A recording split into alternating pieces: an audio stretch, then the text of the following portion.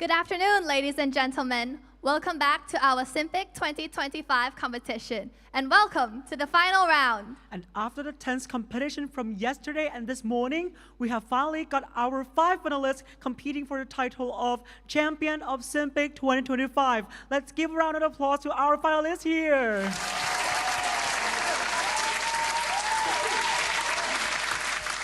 Before we get into this competition round, let us to introduce ourselves. My name is Panawat Tiatran. And my name is Pernan Bodliam. We are going to be the narrator and the MC for this round. Now, I think it is time to introduce to everyone our finalist delegates. Let's start with Team CU02 from Chulalongkorn University, Thailand.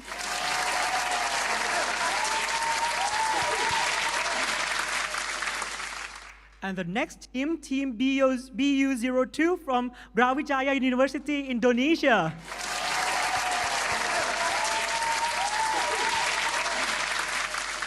Next, Team UNAIRO1 from Universitas Erlangga, Indonesia.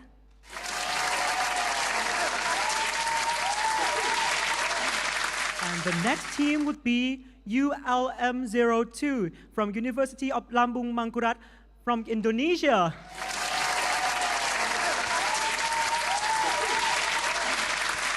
Last but not least, we have AJCUIO2 from Atmajaya Catholic University of Indonesia.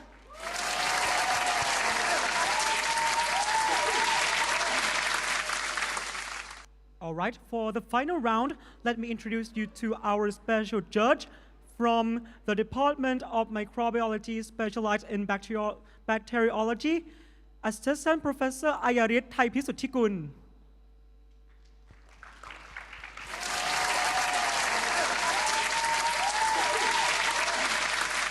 Dr. Suthathep Tansiri Chaya. And Assistant Lecturer Nanapon Ongwarawut. All right, next from the Department of Microbiology, specializing in mycology, Associate Professor Phopchai Ngam Sakul Rungrod. And Assistant Professor Nathanan Pinchai. Upcoming next with Department of Microbiology, specialized in virology, starting with Assistant Professor Kamun Suwannakan. And Assistant Professor Shutikan Chaimayo. Next, from the Department of Immunology, Dr. Pornop Nayanet.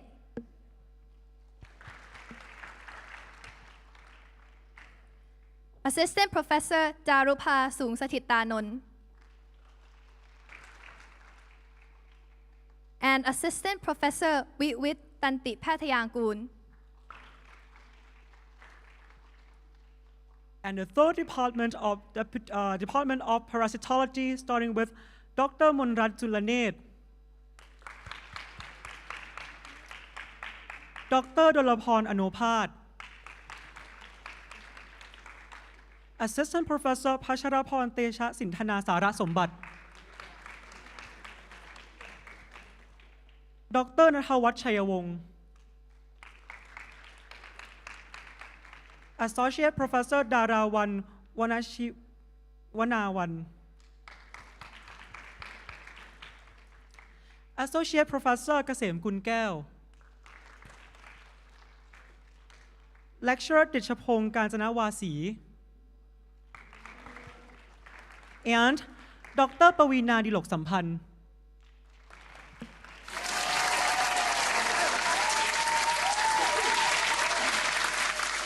All right, before the game begins, let me remind you of the rules for the audience. Please turn off your electronic devices or switch them to silent mode while the competition is in session. Keep in mind that taking any photos or recording videos during the competition is not allowed.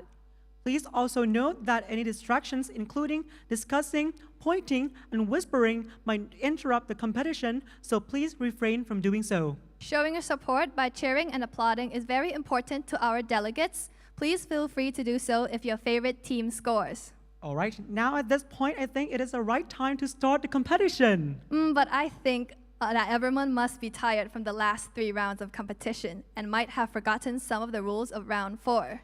Then how we do a quick recap of the rule of this round specifically. Great idea. In that case, please staff, play the video summarizing the rules and agreement of round 4. All participants, please pay attention to the video. Greetings all delegates of SIMPIC 2025. Welcome to the final round of the competition. This competition round will determine the best team that will be crowned as the champion of SIMPIC 2025. This video will help you understand the rules of this round. Before we begin, let us introduce ourselves. My name is Pernan Bunliam. And my name is Panawat Tiacharan. We will be the narrator that guides you throughout this video. In this year, the final round of SIMPIC consists of 4 sub-rounds with different mechanic and gameplay in each sub-round, which is described as follows. The first sub-round, or the free-for-all round. This round is where all participants compete individually, answering 10 multiple-choice questions. There is no elimination in this round, but the score from this round will be important in the upcoming sub-rounds. The second sub-round, or the Team Clash round. This is a team-based competition involving 4 sets of 3 short answer questions. In this round, 2 teams will be eliminated, and the score of the remaining team will be used in the third sub-round. The third sub-round, or the bidding round. Team will use their accumulated scores from the earlier round to bid on special ability cards. These cards can be used in the fourth sub-round to gain an advantage. There is no elimination in this round. And finally, the fourth sub-round, or the grand finale. This is a team-based competition where teams solve 5 patient scenarios, which each scenario containing 3 short answer questions. The team with the highest score in this round will be crowned as the champion of SIMPIC 2025. For general rules and agreement, firstly, the delegates must not bring any electrical devices such as phones or digital watches into the competition hall. Secondly, the delegates must not arrive at the competition hall more than 15 minutes late. Otherwise, the delegate will be prohibited to compete in this round. The delegates are not allowed to leave the room before the competition ends. Exceptions may be made in case of genuine necessity, at the discretion of the judges. Any suspicious behavior will not be tolerated. And for the audience, please turn off or switch electronic devices to silent mode while the competition is in session. And keep in mind that discussing, pointing, and whispering might interrupt the competition. Any violation of these rules may result in disqualification. As everyone understands the rules and agreement for this round, let's move on to the real competition into sub-round 1, shall we? Yep, absolutely. So all participants, get ready. We are about to begin the sub-round 1, free for all. The road ahead promises to be challenging yet rewarding. Teams, prepare yourself to the showcase of your knowledge, strategy, and teamwork. Audience, let us cheer them on and show our support as we begin this competition.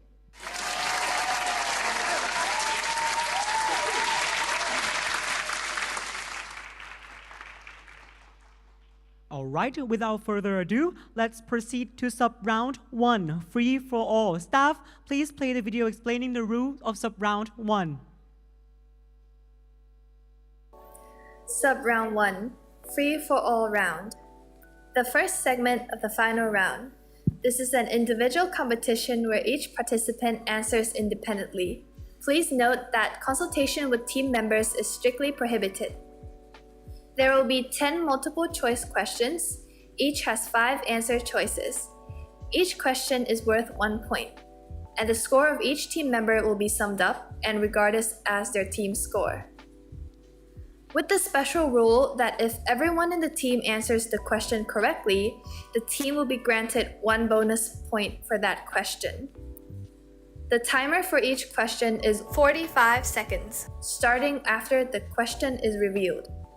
To clarify, let's see the example of these 2 teams, orange and green, competing for question 1. For this question, the correct choice is A. As all members of the orange team answer the question correctly, the team will gain 4 points with an additional 1 bonus point. In contrast with the green team, where only 3 members answer the question correctly, the green team will gain 3 points without bonus point added. There's no elimination in this sub-round. However, the scores are accumulated and will determine the elimination in sub-round 2.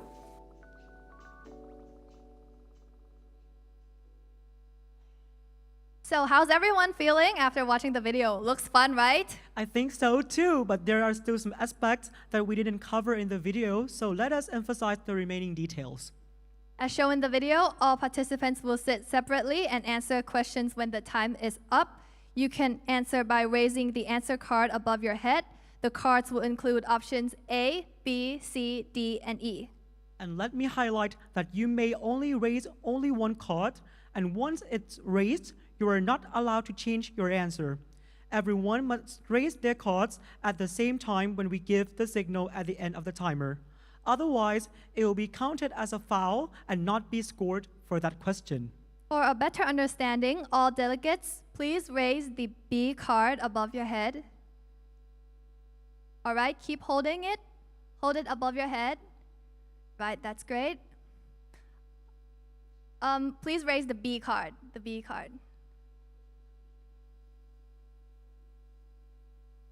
Right, you can lower it down, thank you. All right, at this point, does anybody have a question regarding the rule of this round?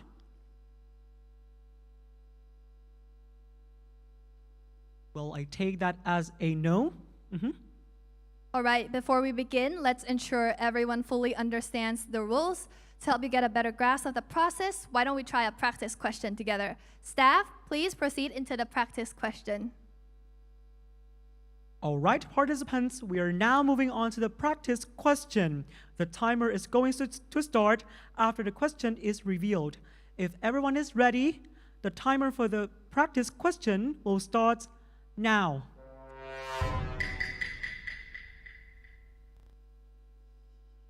What does SIMPIC abbreviation stand for?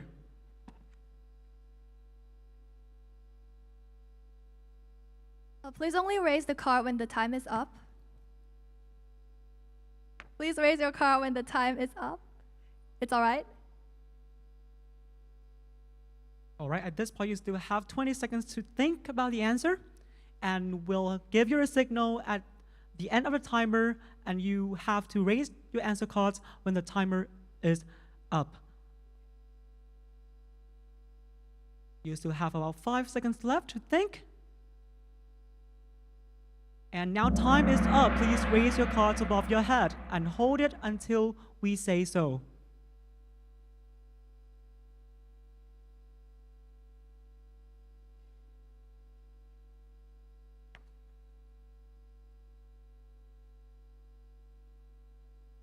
All right, you can now lower your cards down.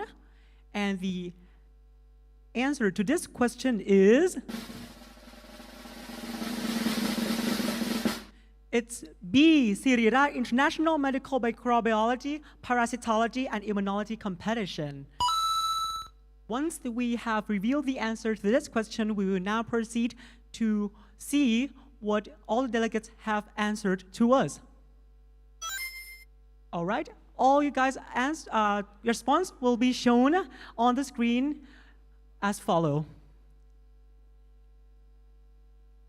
All right, while we finish with this, I believe the scoreboard is ready for the practice question.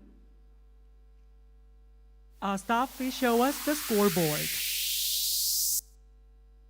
All right, as you can see, BU02 and UNAIR01 and ULM02, all delegates from these teams answer the question correctly, so you gain 4 points plus 1 additional point. All right, for TU02, actually, you will gain a total of 5 points, but we made a little mistake, so don't worry. All right?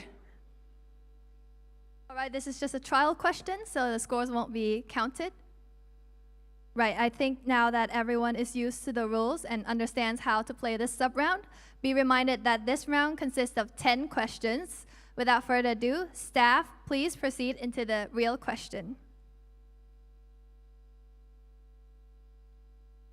And question 1 will start now. What color is observed when the fungal cell wall is stained with periodic acid shift?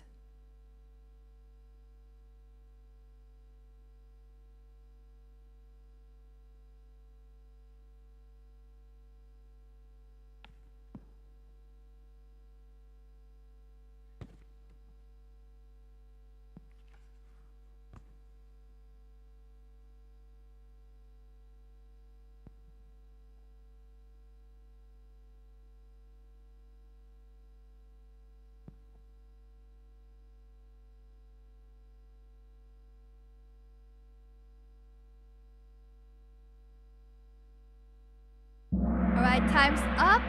Please raise your answer cards now. All right, keep holding it. Please raise the answer card above your head.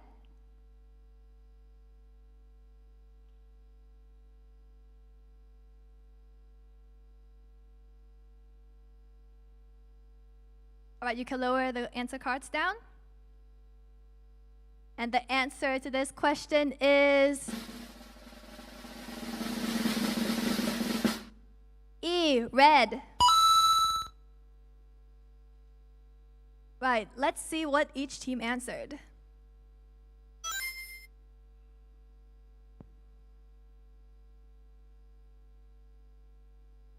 All right, staff, now please show us the scoreboard.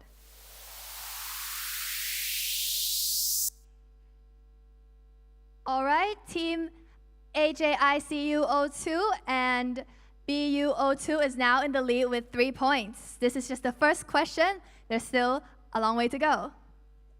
Yep, so we'll move on to the second question of the first sub-round, which will begin now.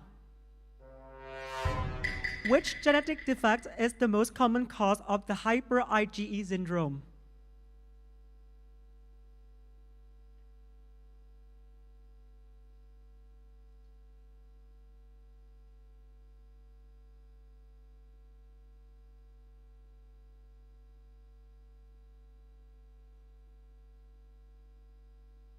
We have 20 seconds left for this question.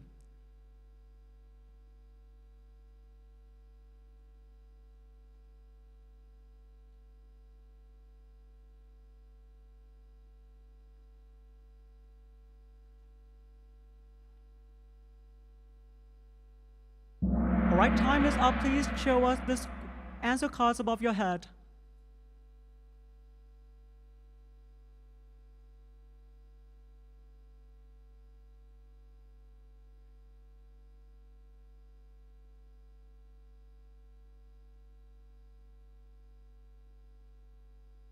All right, you can now lower your cards, and the answer to this question is it's B, STAT3. All right, let us see how well our delegates respond to this question. All right, with you, BU02 and BULM02 all got the answer correctly. Congratulations. All right, so staff, please proceed to the scoreboard.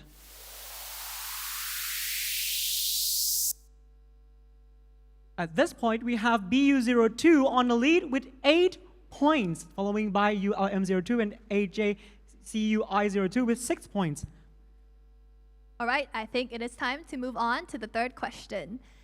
And question 3 will start now. Which oral pouch viral protein is responsible for suppressing the host interferon response?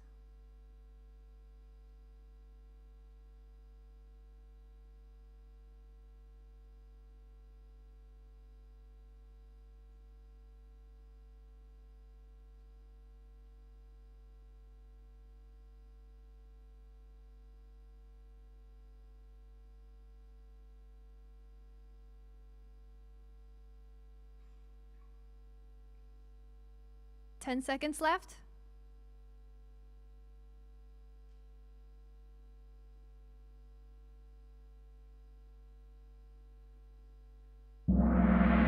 right, time's up. Please raise your answer cards now.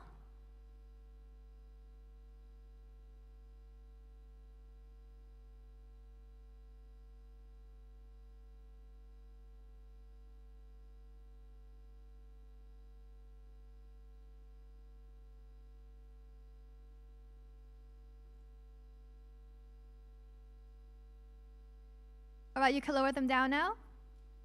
And the answer is C, NSS. All right, let's see what each team answered.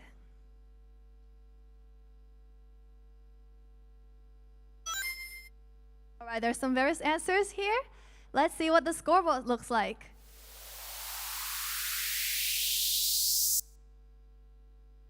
All right, Team BU02 is still in the lead with 9 points. Then we shall move on to the fourth question of this sub-round. And if you're ready, the timer will begin now. The question is, what molecule is attached to the terminal end of Neisseria gonorrhoeae lipooligosaccharide?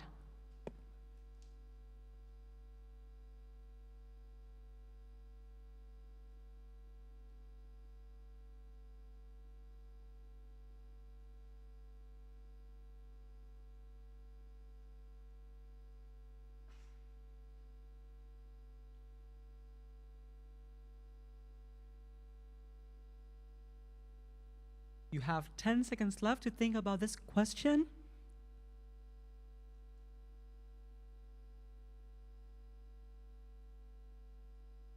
And now time is up. Please share with the answer cards.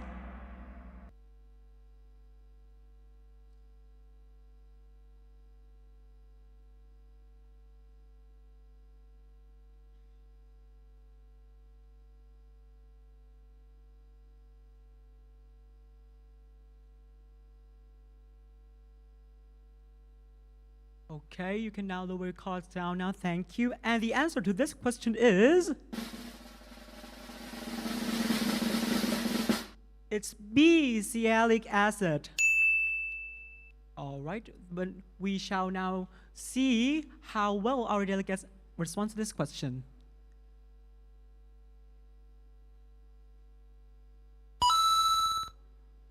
All right, we can see some colorful scheme out there, and we will now reveal the scoreboard.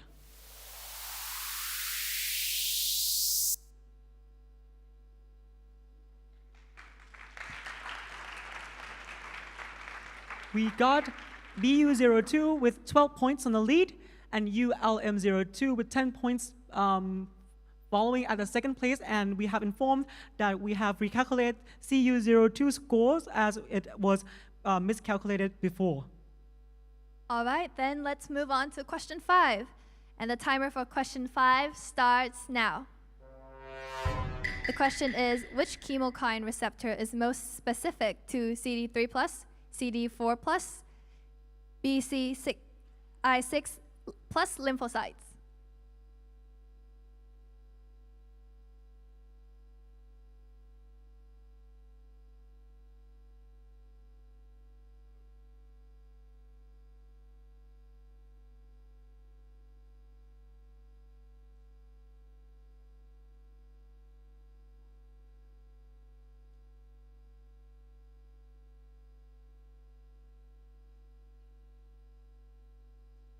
All right, 5 seconds left. Time is up. Please raise your answer cards now.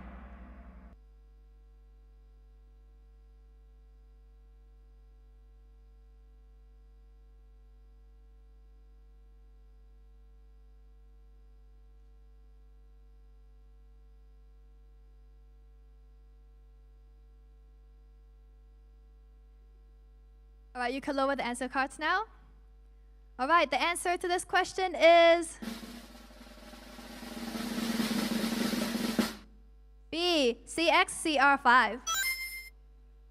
All right, staff, let's see what each team answered.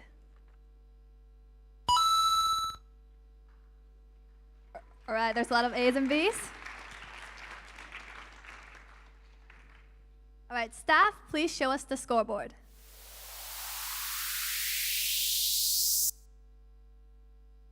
Oh, wow, BUO2 is still in the lead with 15 points. All right, so as we have concluded the fifth question, we have a halfway to go. Now we'll proceed to the sixth question of this sub-round, and if you're ready, let's start it now. The question is, which organism undergoes multiplication only in human mononuclear phagocytic cells?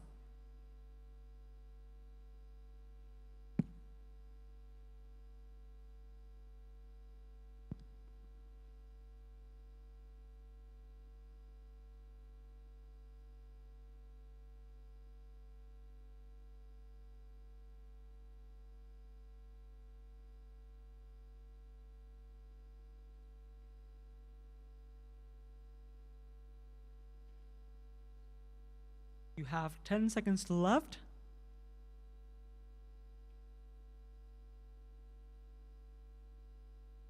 All right, time is up. Please show us your answer cards.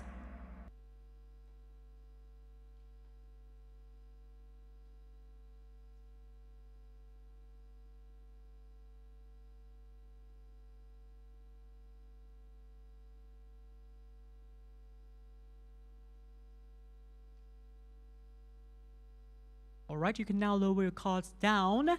And the answer to this question will be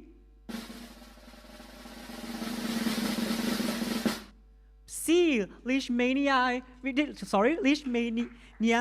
donovani.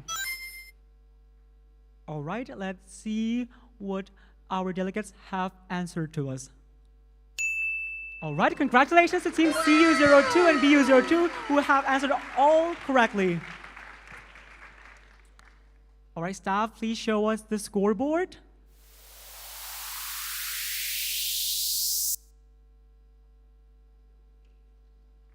All right. We shall now move on to the next question. Right, we're moving on to question 7, and the timer starts now. The question is, what type of conidia is produced by waist-shaped conidiogenous cells?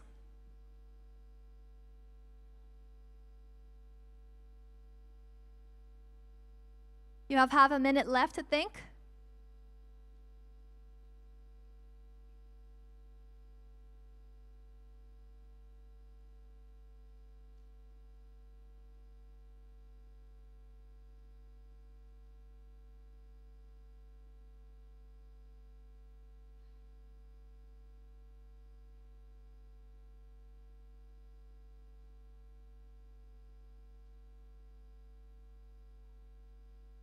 All right, time's up. Please raise your answer cards now.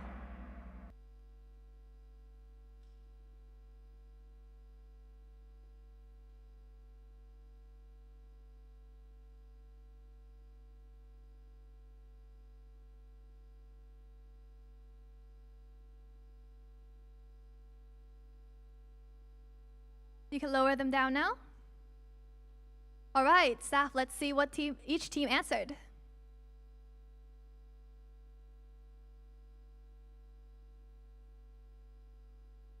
All right, sorry, yes. We must go on to the answer first. And the answer is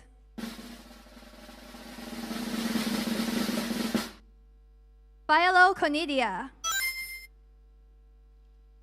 All right, now it's time to finally see what each team answered. Oh, a lot of D's here. All right, let's see what the scoreboard looks like after this.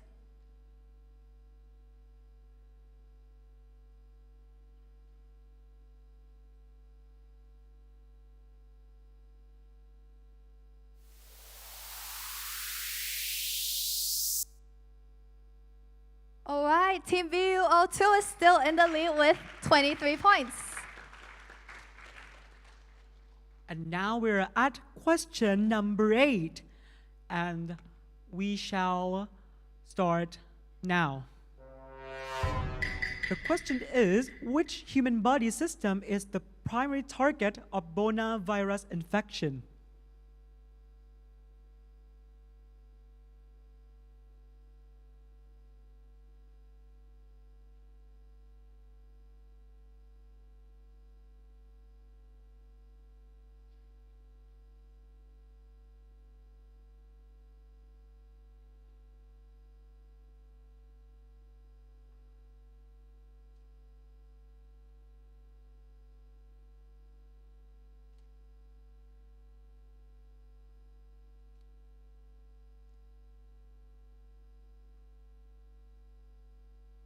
All right, time is up. Please show us this answer cards.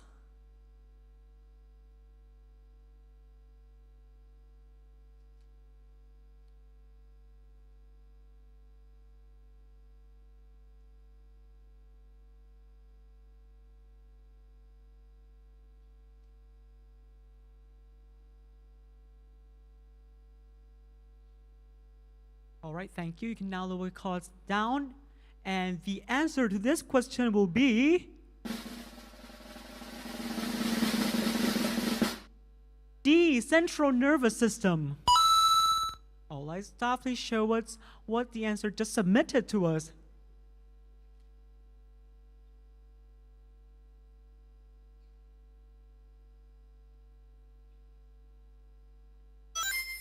All right, there are a lot of people who have answered this question correctly. Congratulations to all of them. And I believe the scoreboard is ready, so we'll reveal the scoreboard to you guys right now.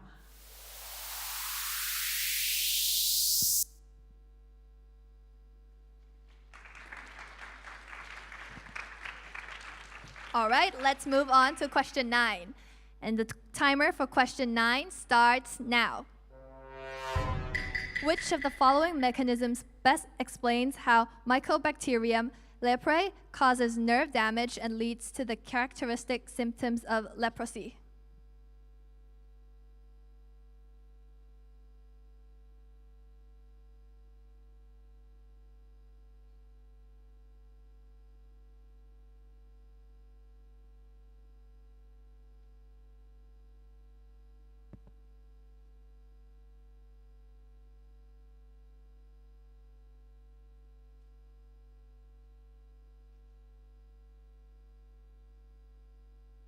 Five seconds left.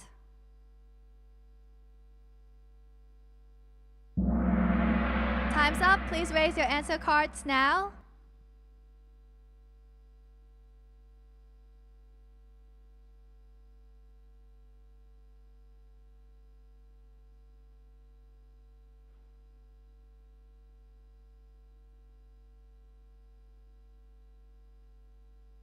You can lower the cards down.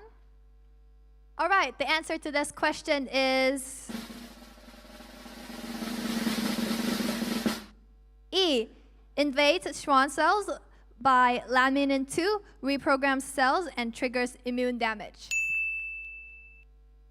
All right, staff, let's see what each delegate answered.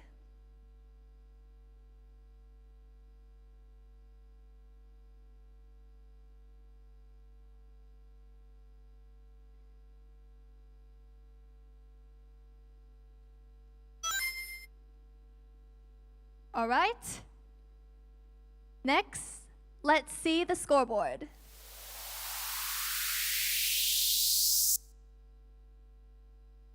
Here's the scoreboard after question 9. And now we're going to move on to the last question. And recently, there are questions that if this round will allow the delegates to appeal the question, the answer is no, you are not allowed to appeal any question in this round. All right, we are now move on to question number 10, which is the final question of sub-round 1. And the timer will begin now. What is the most appropriate laboratory diagnostic test for abdominal angiostrongyliasis?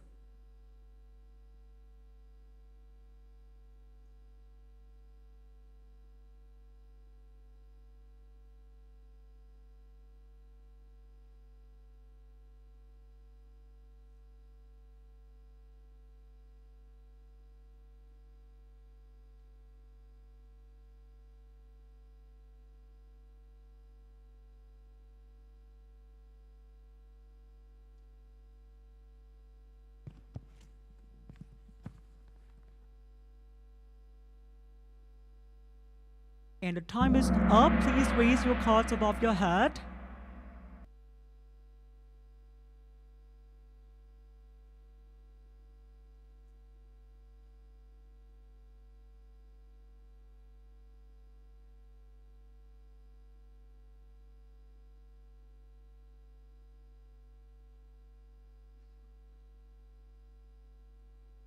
All right, thank you. You can now lower your cards. And the answer to this question is E, microscopic identification of eggs, intestinal tissue biopsy.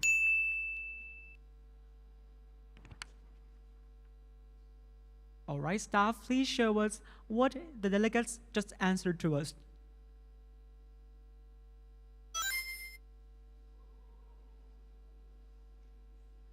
And I believe the scoreboard is also ready. So staff, please switch us and bring us to the scoreboard.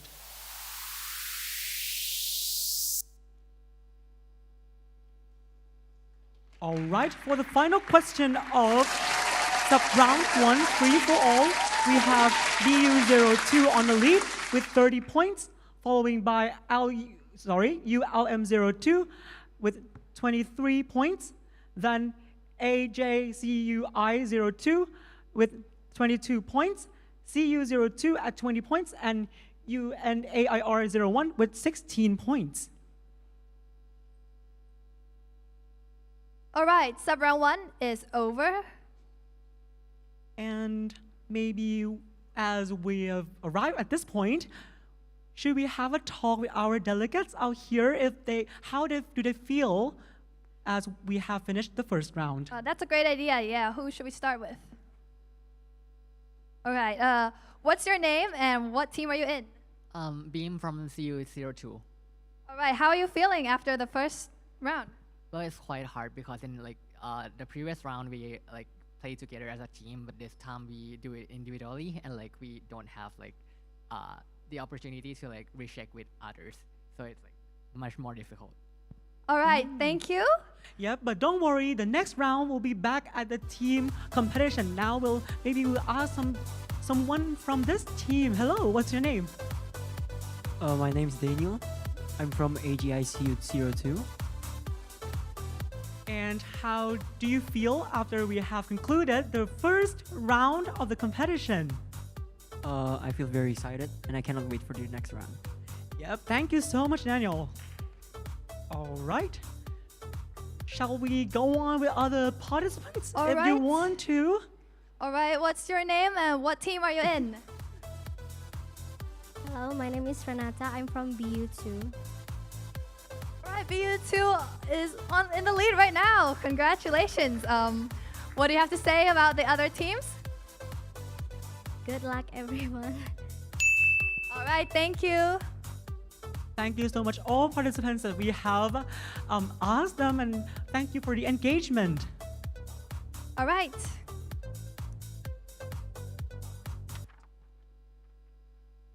Now, I think it is the right time to proceed to the next sub-round, Team Clash Round. If everyone is ready, the examiner staff, please guide the delegates to the stage, starting with Team CU02. Please follow the examiner staff up onto the stage.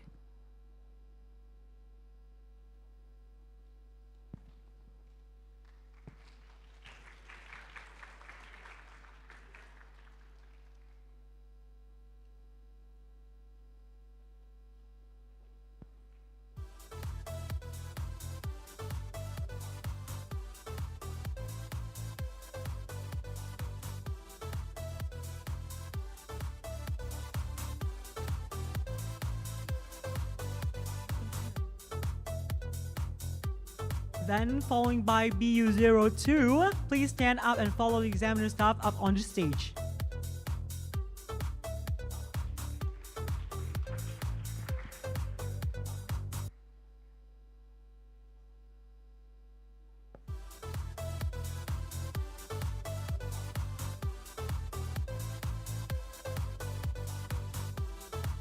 All right, next, Team UNAIR01, please follow the examiner staff onto the stage.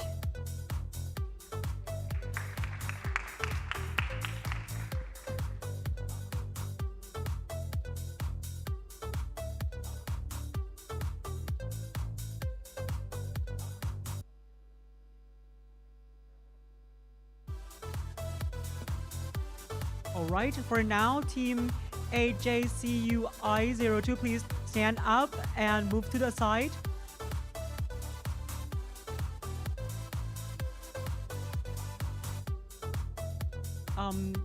Then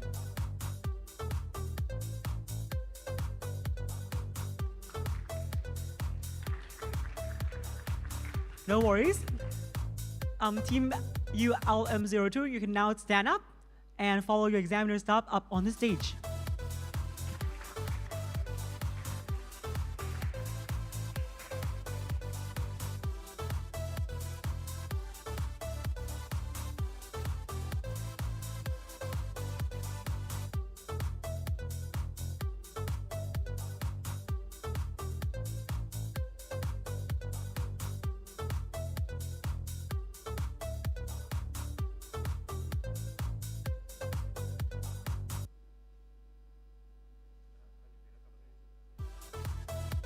All right, if any delegates want to use the toilet, you can go now and quickly return to your same positions on stage. So at this point, we can now have a little break while delegates going to the restroom, and we shall continue soon.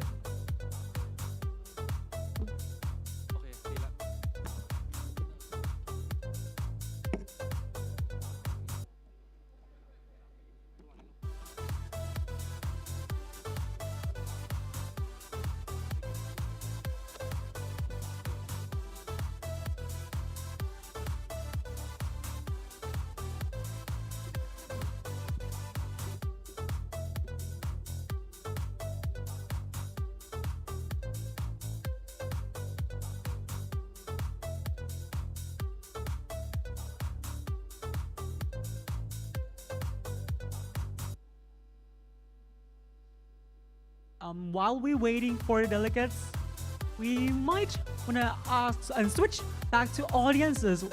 How do they feel?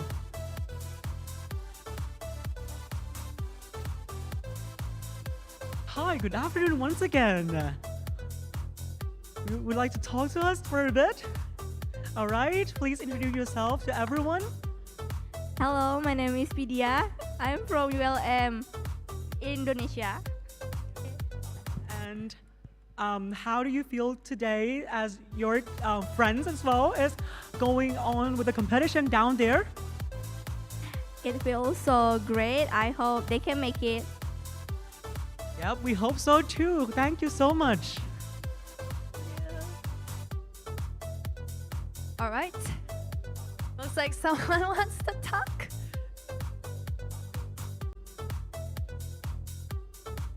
All right, what's your name?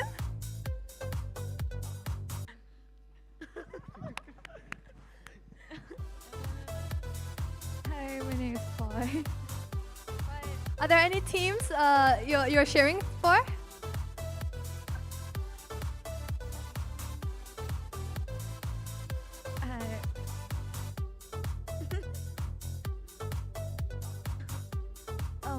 I will be cheering for every team. All right, that's great. Thank you. Well, thanks a lot. And now we'll hear something from the people that we have seen before in the third round. Hello? Good morning. It's not morning anymore. Yeah, it is currently 2:50 in the afternoon, and I hope everyone had a fun time in the third round. Speaking from the organizer. All right, thank you, the organizer of the third round solar system round, as we have been concluded in the morning. I hope you will have a fun time during this this fourth round specifically, because we have a lot of things going up for you guys.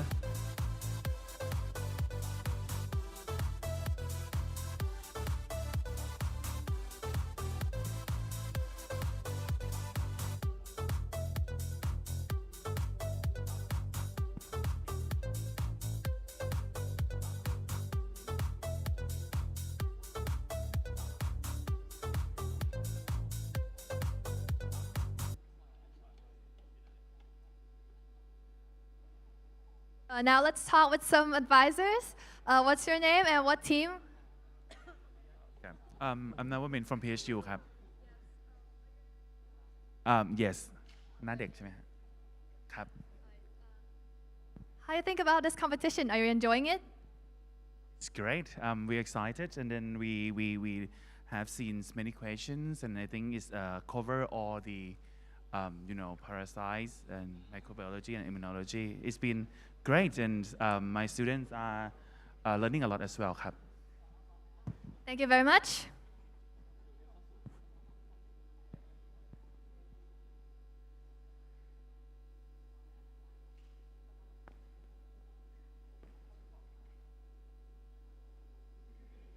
All right, I think we have asked a lot of people how do they feel, right? Right, they're enjoying it so far. But how do you feel?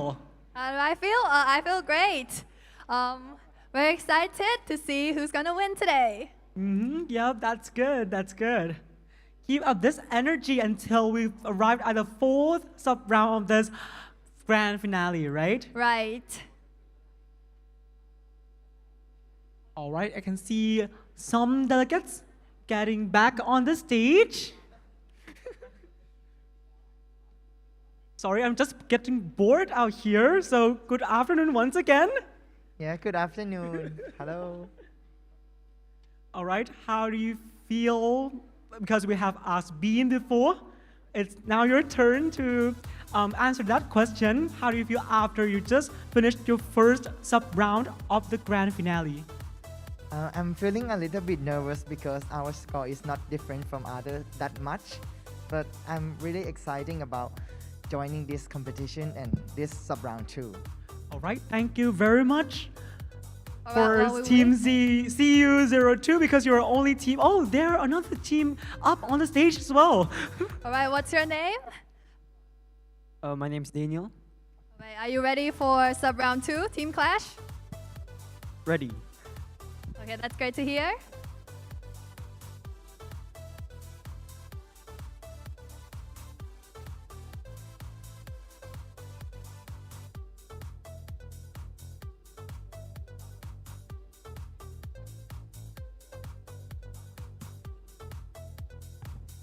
And once, I think a lot of delegates have come up on the stage, and once everyone has been in their place, we will start the competition right then. All right?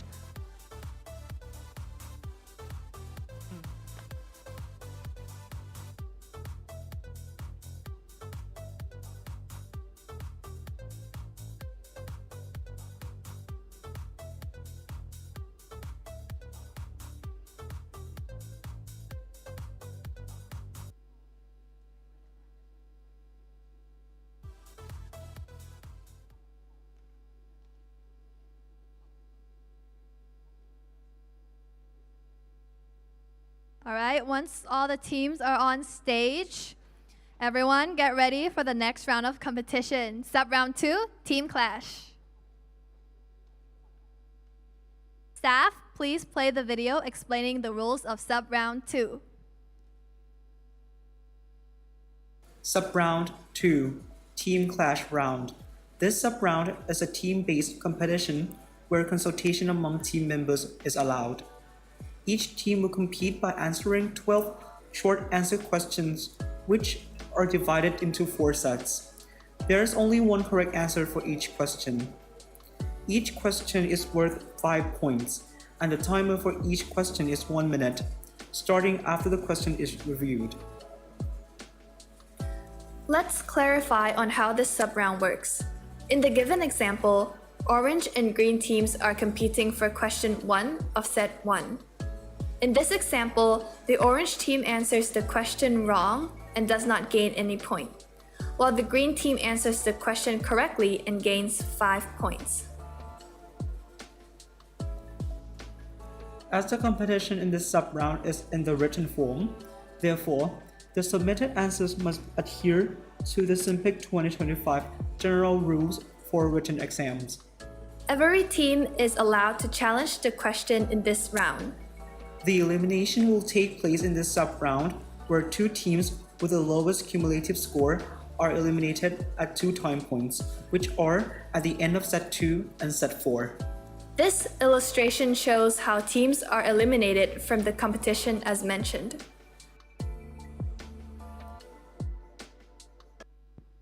All right, this round sounds simple, but I think it could be one of the most challenging rounds.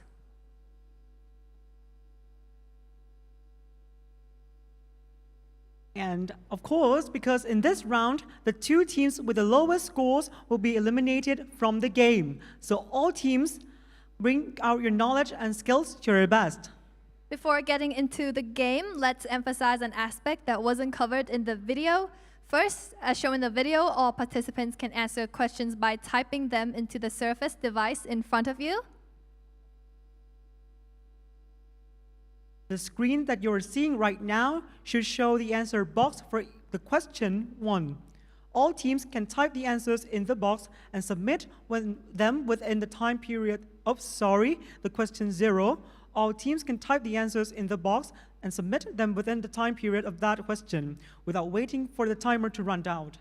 However, any answers submitted after the timer has run out will be considered a foul, and the team will not receive points for that question.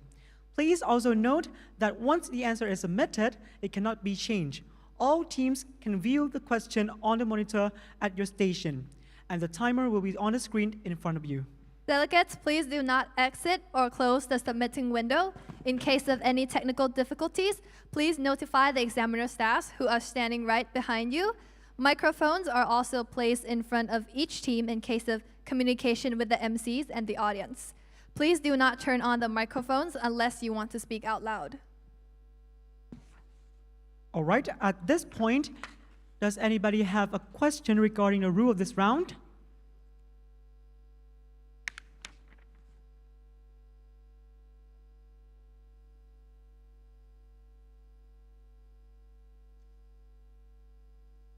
All right, this is just a practice question, so if you don't know the answer, just type anything and it'll work. Before we begin, let's ensure everyone fully understands the rules of sub-round 2. Let's now try a practice question together. Staff, please proceed into the practice question. All right, as Pranan just mentioned, this is only a practice question, so if you're not sure whether what you're going to answer, it is fine because the score from this question would not count it as a cumulative score. Attention participants, we're now moving on to the practice question. The timer is going to start right after the question is revealed, and if everyone is ready, the timer for this question will start now. All right, the question is, how many times has SIMPIC competition been held?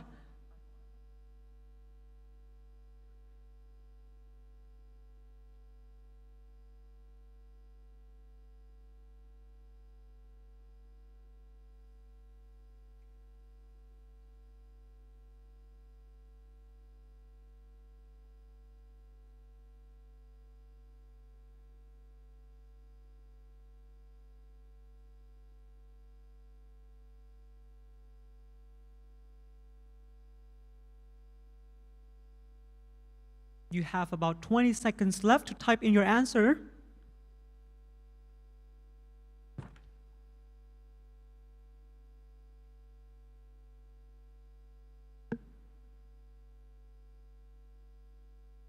All right, 5 seconds left. Now the time is up. Please stop typing and put your hand down from stationery. And the correct answer to this question will be, it's 14 times. All right, then we shall reveal the delegates' answer.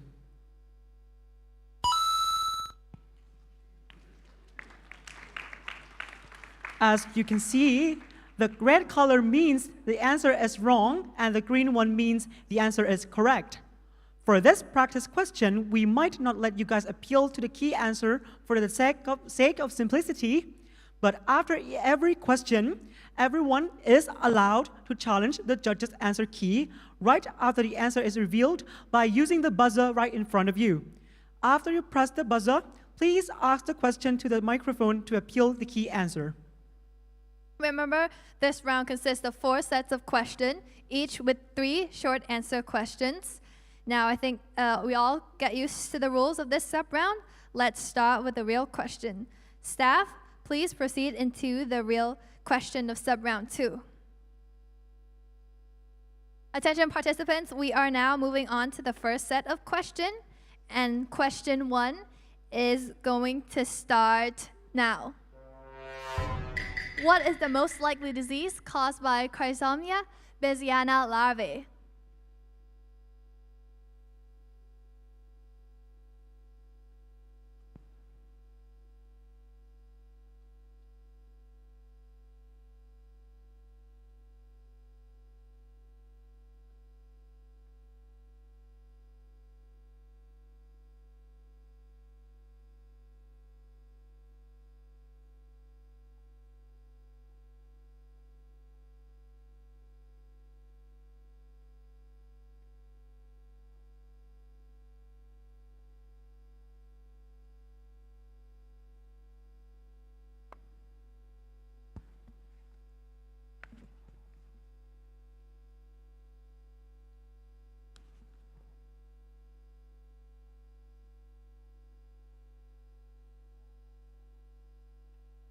All right, time's up.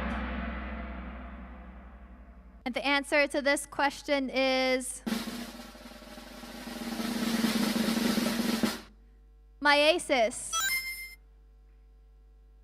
All right, staff, let's see the answer from each team. All right, 3 teams got it correct.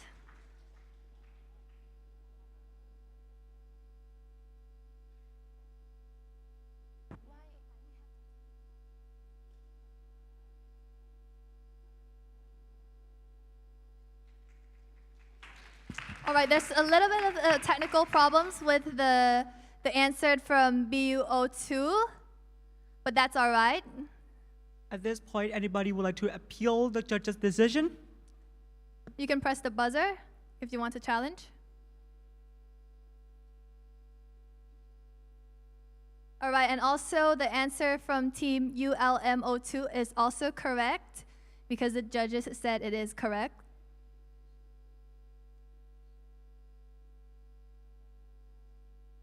All right, the scoreboard's ready. Staff, please show us the scoreboard. All right, wow, okay. There's a bit of technical problems here.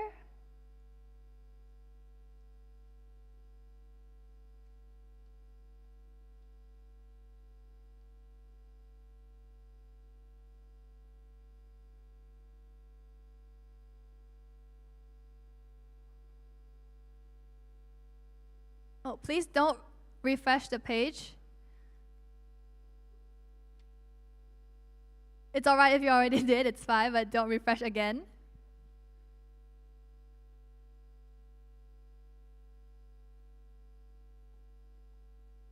All right, I think we have an updated scoreboard.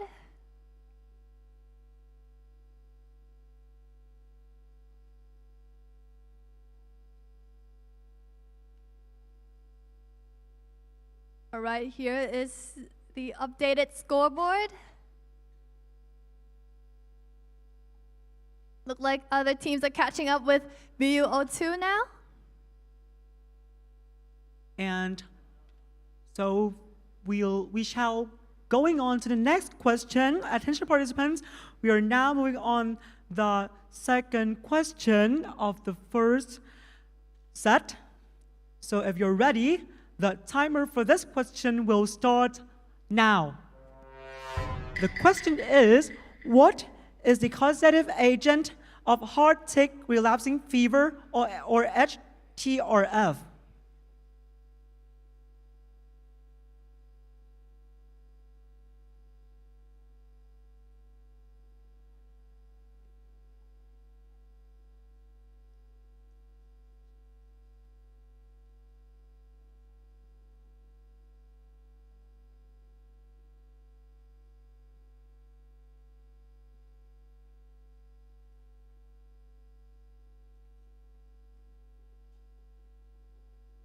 You have about 20 seconds left to submit your answer to the surface in front of you.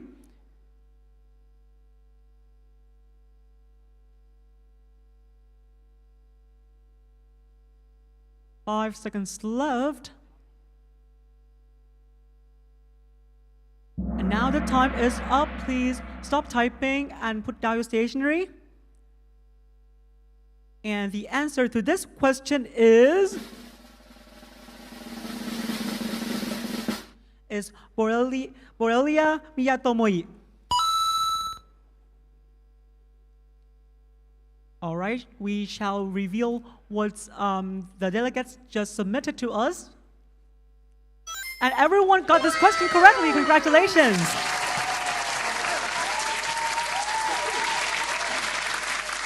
But just in case, does anybody would like to challenge this question? If you want to, please press that buzzer button right now. And of course, nobody would press it, all right? Staff, please show us the scoreboard.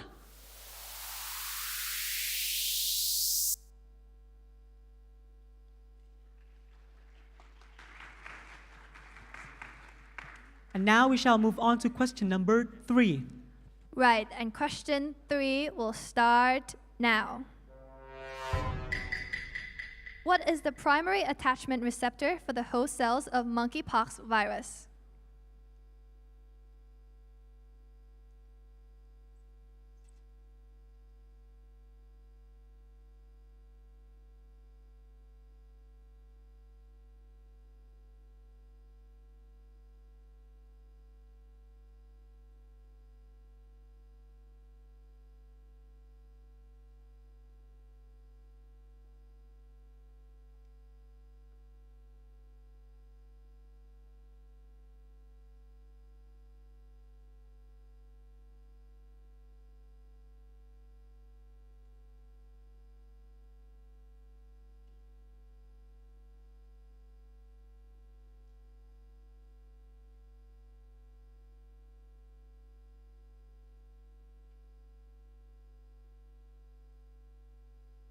All right, time's up. Please stop typing. And the answer to this question is glycosaminoglycan or GAG.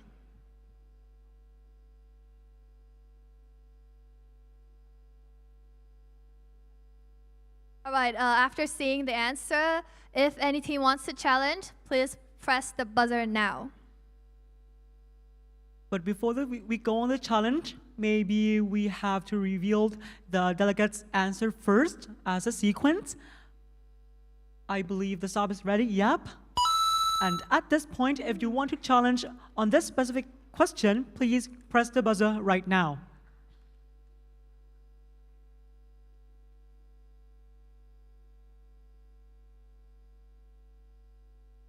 All right, the scoreboard's ready. Staff, please show it to us.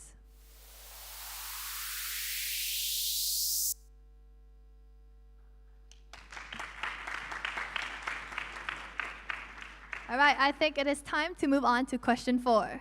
All right, we are now moving on to question 4, which is the first question of the second set of questions. And after this set ends, one team with the lowest cumulative score will be eliminated. The question number 4 is about to begin, and the timer for this question will start now. And the question is, which species is a leading cause of cerebral pheohyphomycosis?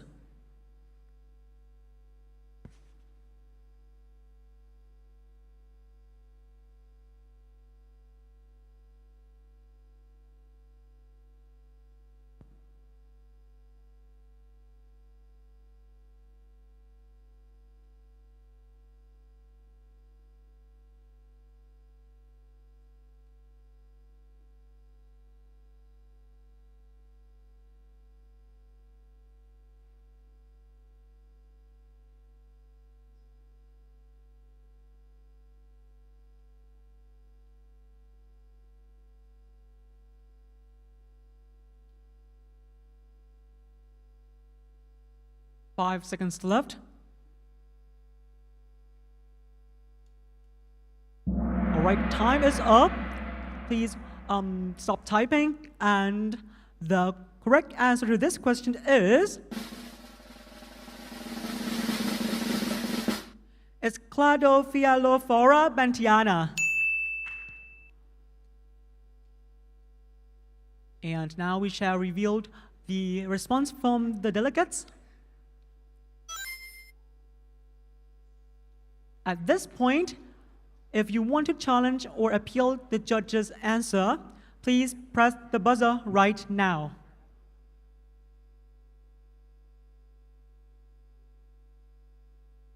And I'll take, oops, all right. Thank you for the opportunity. So in Murray textbook, there are some fungi that cause the leading cause of cerebral pyohypomycosis. For example, the answer is Cladophyalophora, and then Culfuraria spicifera, and then Exophyala dermatitidis. So there are a lot of cause of cerebral pyohypomycosis, not only one, in Murray textbook. Thank you. All right, let's hear from the judge if they will accept its answer.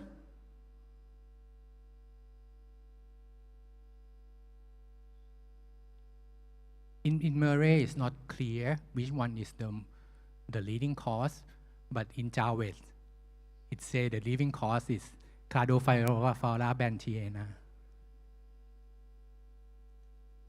You want the page number?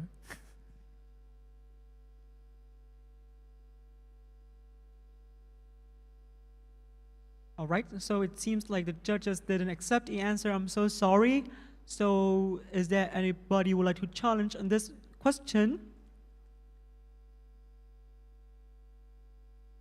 I'll take that as a no. So staff, please show us the scoreboard of this after this question.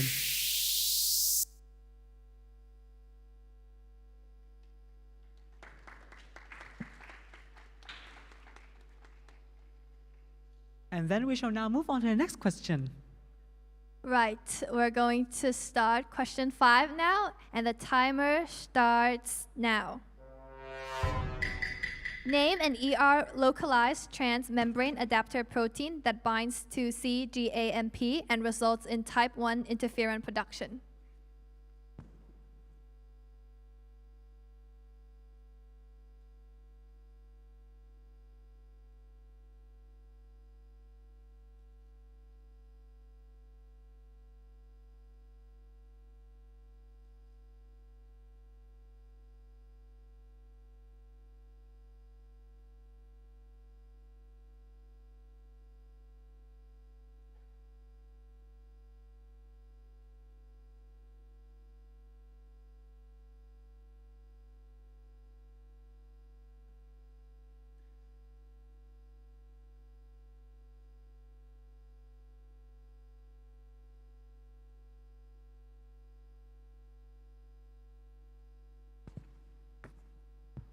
All right, time's up.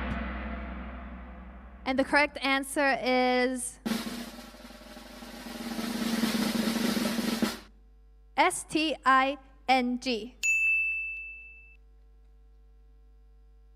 All right, let's see what each team answered.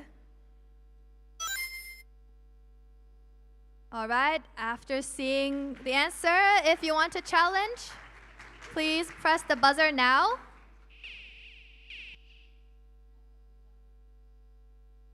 Sorry, we submit the answer, but the answer is not shown in the board. No. 7 seconds left.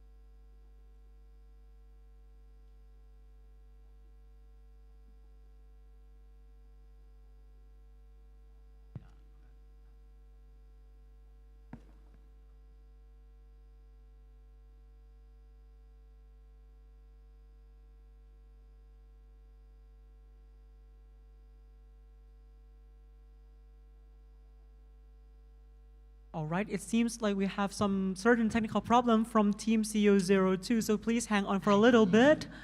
มัน CJAP ขนาดนี้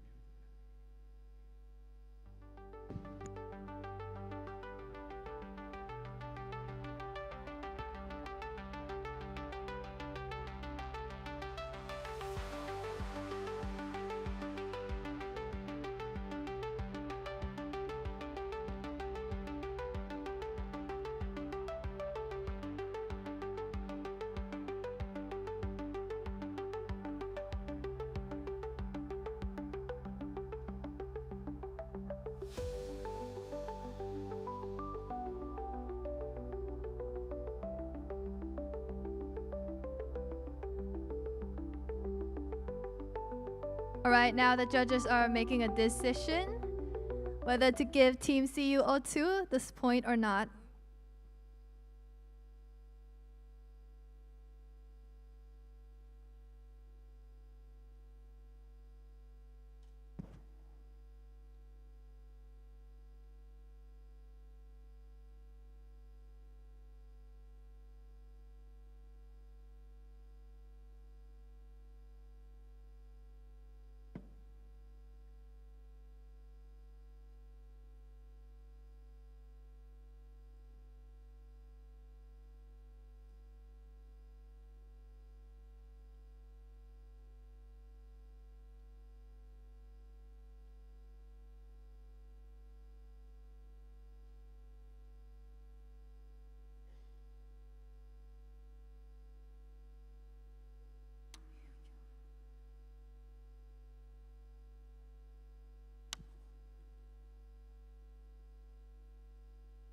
All right, and the technical problem is pretty in the dilemma, and it's pretty severe that we have to call other people to see if we will accept the answers that they said they have submit their answer, but it doesn't show on the system, which is can be happened once in a while, but it is not common. We are really sorry that happens to you guys. We will make sure that you will be evaluated your score fairly. We cannot accept your answer because we asked about the ER localized membrane protein. You know that C gas is an enzyme in the cytosol. You should more specify to the sting. Because C gas is wrong, but sting is correct.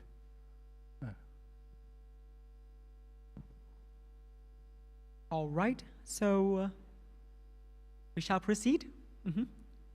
All right, staff, please show us the scoreboard.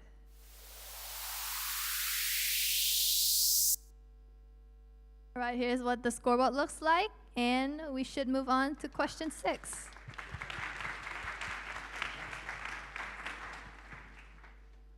Well, attention participants, we're moving on to the last question of the second set of questions, where one team with the lowest cumulative scores will be eliminated. Teams currently falling behind, this is now your chance. Make pace and give it your best shot. And the timer for the 6th question will start now. And the question is, among human hookworms, which species causes the most blood loss per worm per day?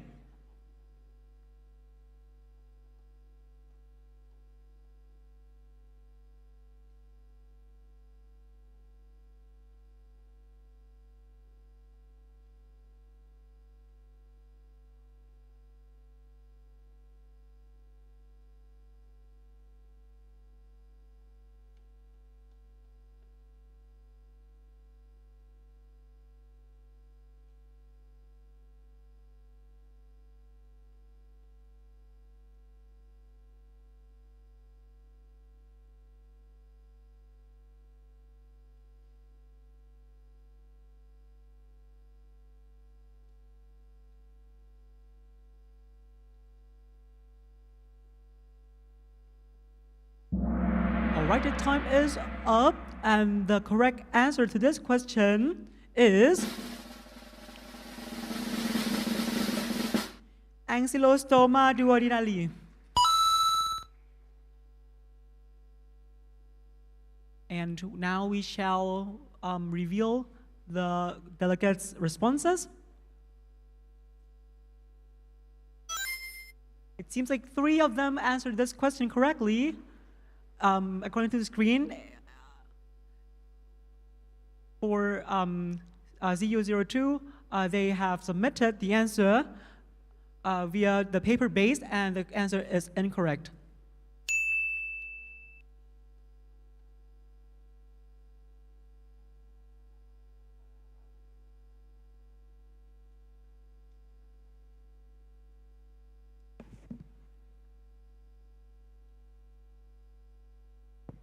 Okay, for the CU02 answers, what was Necator americanus, which still incorrect. All right, thank you, the judges. I believe the scoreboard is ready. So we'll reveal the scoreboard to you guys as well.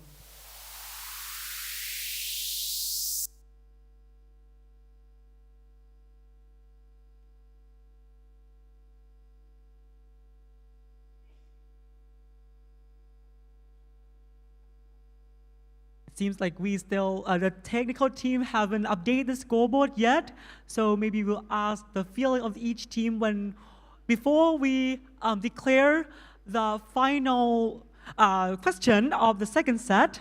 So we'll start with maybe ULM02, just in case. Hello, how are you doing today?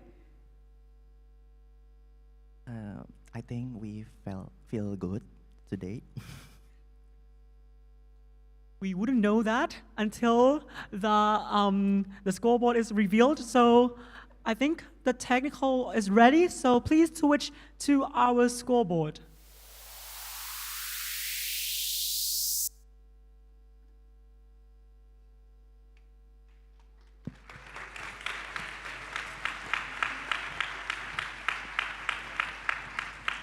All right, the sixth question has concluded, and it is now time to determine which team will unfortunately not move forward.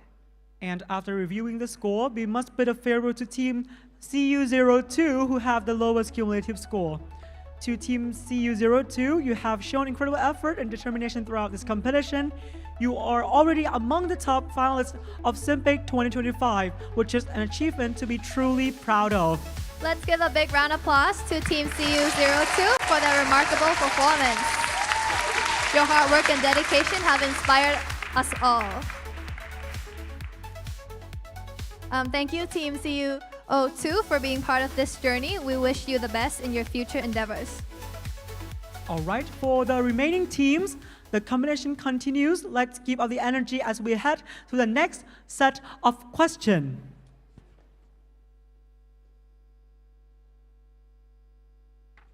All right, we are now moving on to the third set of questions, and question 7 is about to begin. And the timer for question 7 starts now. What is the name of the cycle involving the transmission of yellow fever virus between non-human primates and mosquitoes in rainforests?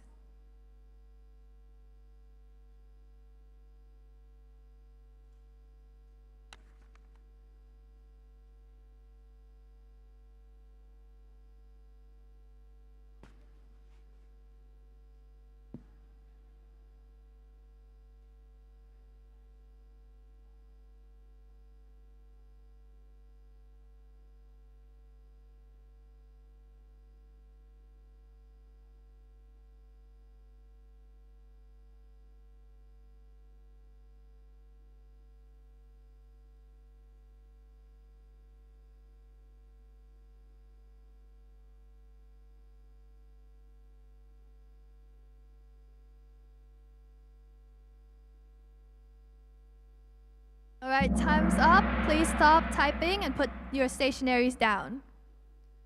All right, the answer to this question is Slivatic cycle, or jungle cycle, or forest cycle. All right, staff, let's see what each team answered. got it correct. Congrats.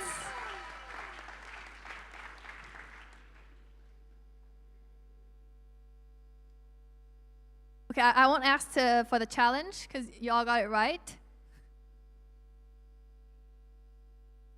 All right, the scoreboard is ready. Staff, please show it to us.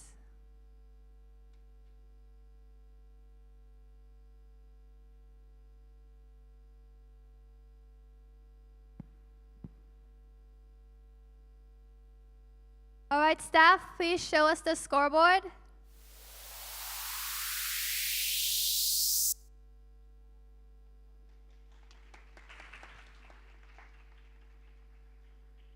All right, now we shall move on to the 8th question. And the timer will start now. Please name 2 bacterial species that possess that actin-based movement.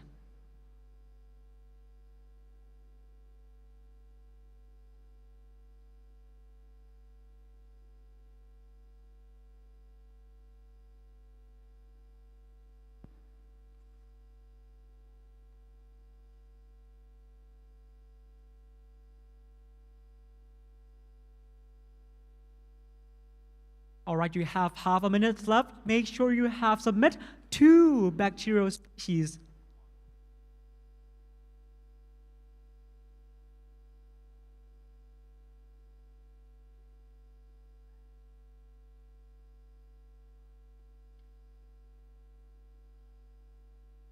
You now have less than 10 seconds left on this question.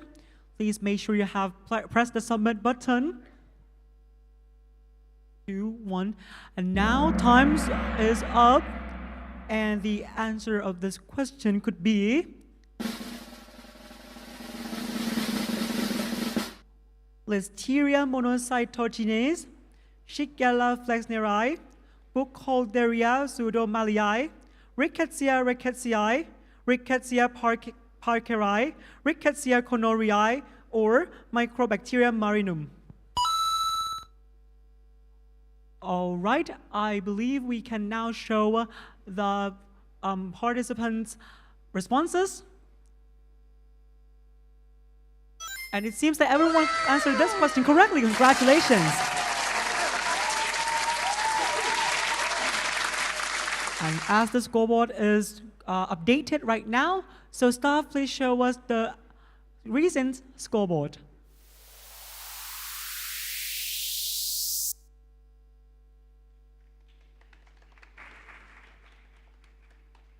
All right, now I think it's time to move on to question 9. And question 9 will start now. What is the color of grains in mycetoma lesions caused by Acromonium falciform?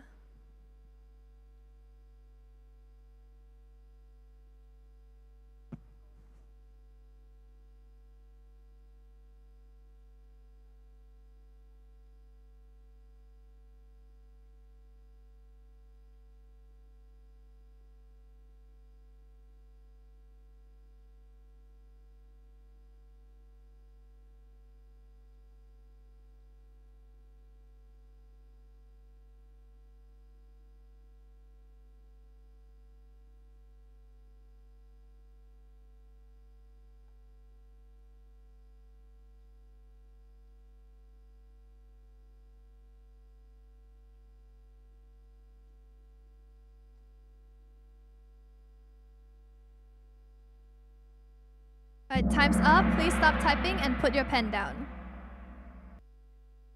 The answer to this question is white. All right, staff, let's see the responses from each team.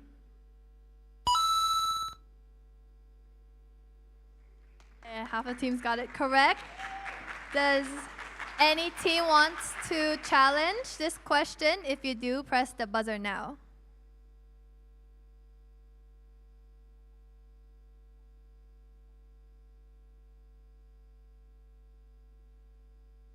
All right, staff, please show us the scoreboard.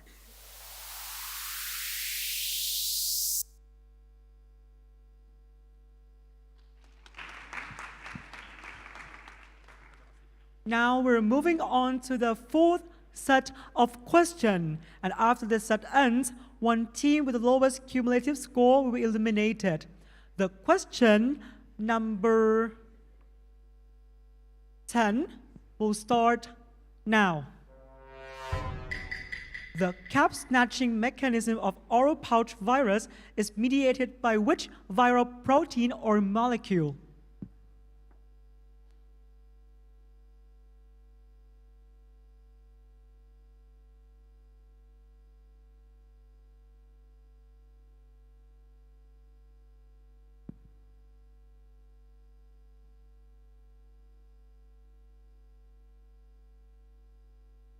You have half a minute left.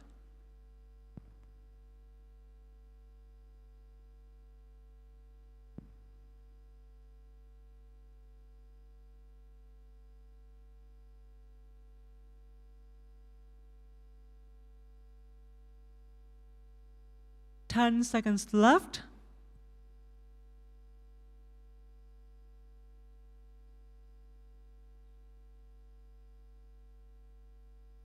All right, the time is up.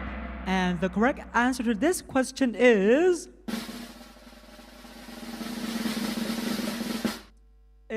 L protein or RNA-dependent RNA polymerase.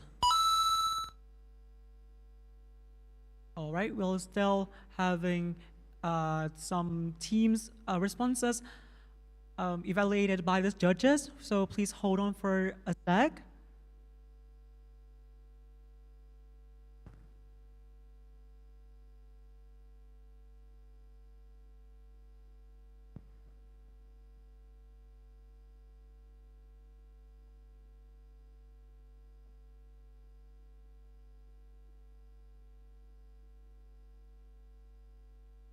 All right, now the judges have reviewed your submission and your answer will be revealed now.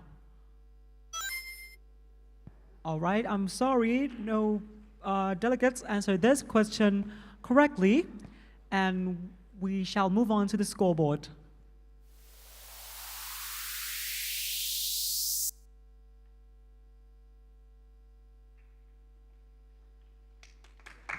And we'll proceed to the question number 11. All right, we're going to start question 11, and the timer starts now. Secukinumab is used to treat psoriasis. What is the target of this drug?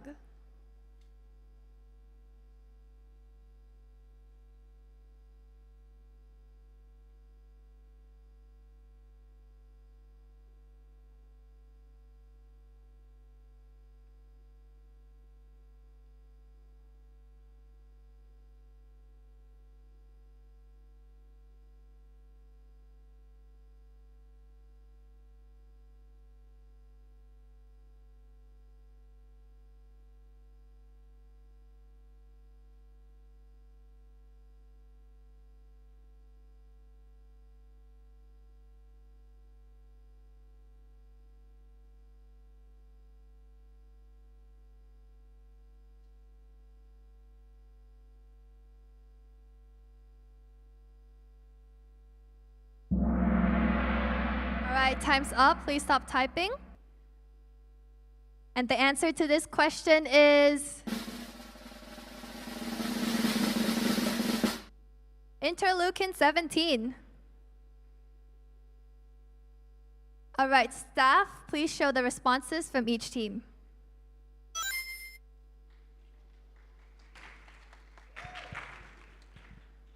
All right, does any team want to challenge this question and want to appeal to the judges? You can do that by pressing the buzzer now.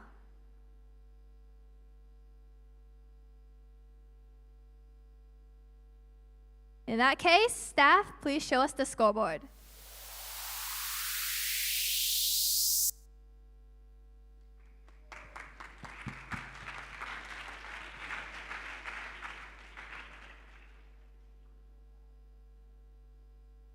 And now, attention participants, we're now moving on to the last question of the fourth set, where one team with the lowest cumulative scores will be eliminated. Teams currently falling behind, this is now your chance. Of course, make a pace and give it your best shot. And the timer for this final question starts now. Which protein molecules has been identified as a crucial ligand for the cytoadherence of infected red blood cells to vascular endothelium in Plasmodium falciparum infection?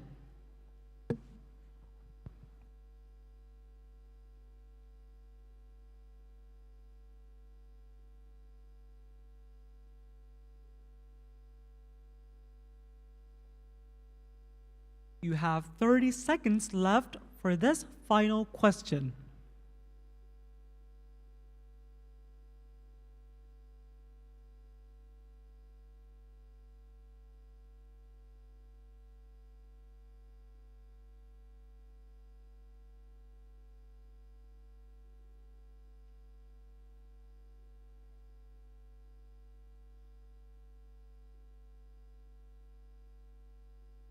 All right, the time is up. Please stop typing. And the correct answer to this question is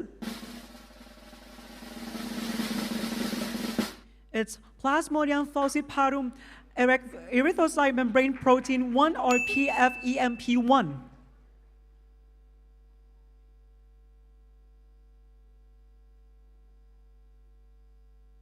All right, we shall reveal the responses from the delegates.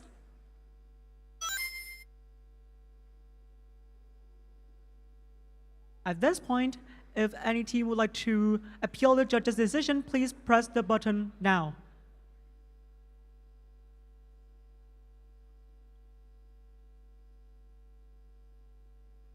All right, it seems like no teams would like to appeal the judge's decision.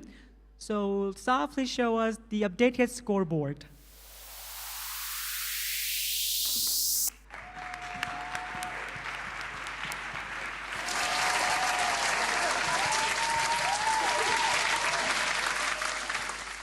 All right, the 12th question has concluded, and it is now time to determine which team will unfortunately not move forward. And we must bid a farewell to Team ULM02 to have the lowest cumulative score.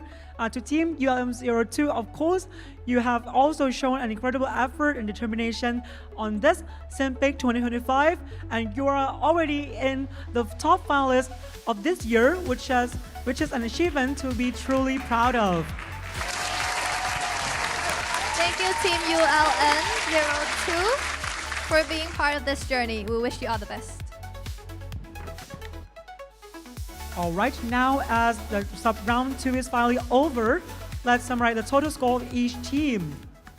We have AJCUI02 on the lead with 72 points, following by BU02 with 70 points, and UNAIR01 with the amount of points that Kai cannot remember because the slide is all gone. All right, so we have these 3 teams who are competing for the next rounds.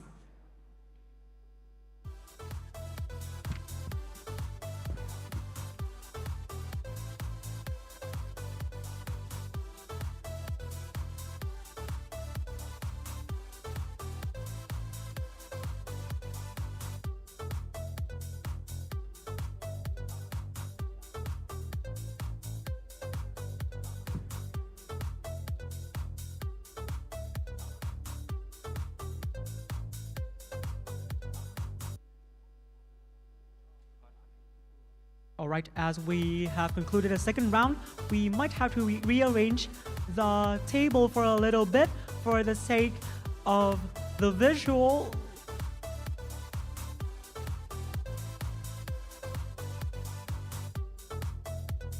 So we'll make sure all the teams will be in the center of the attention of everyone.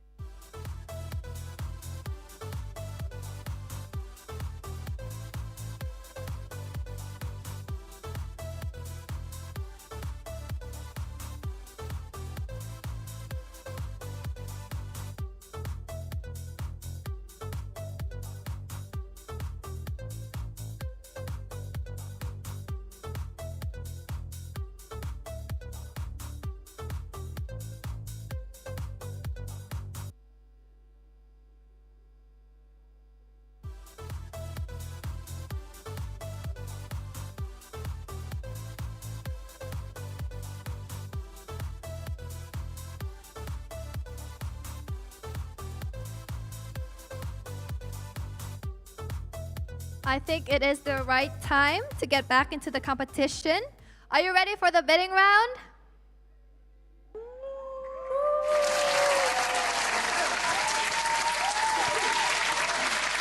But before we get into that, let's congratulate our 3 remaining teams for making it this far in the competition. You have showcased incredible knowledge and teamwork. Let's give a big round of applause to these exceptional finalists.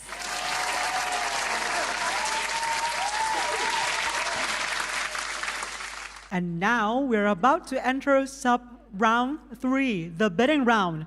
This round is all about strategy. But before we dive into the deep mechanics of the bidding process, let's first explain the rules and structure of sub-round 3, the bidding round. Staff, please play the video explaining the rule of sub-round 3. Sub-round 3, bidding round. This sub-round is a team-based competition where teams bid for 5 special ability cards that will be used to give advantage in the next sub-round. The cumulative score from sub-round 1 and 2 is converted to the bidding points. Cards will be auctioned one by one, and a card will be randomly selected for bidding.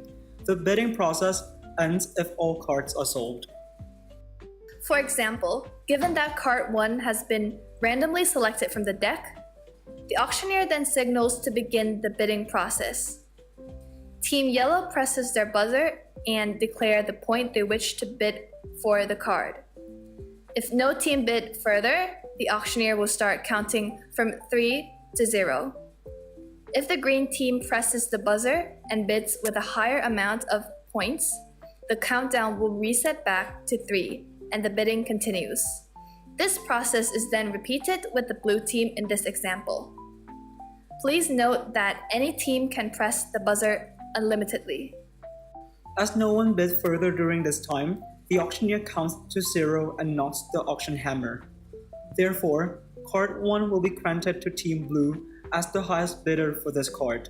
Please note that the bidding point will not be deducted if teams lose their bid. Keep in mind that the team score from the earlier sub-rounds are reset and the bidding point will have no use in the 4th sub-round.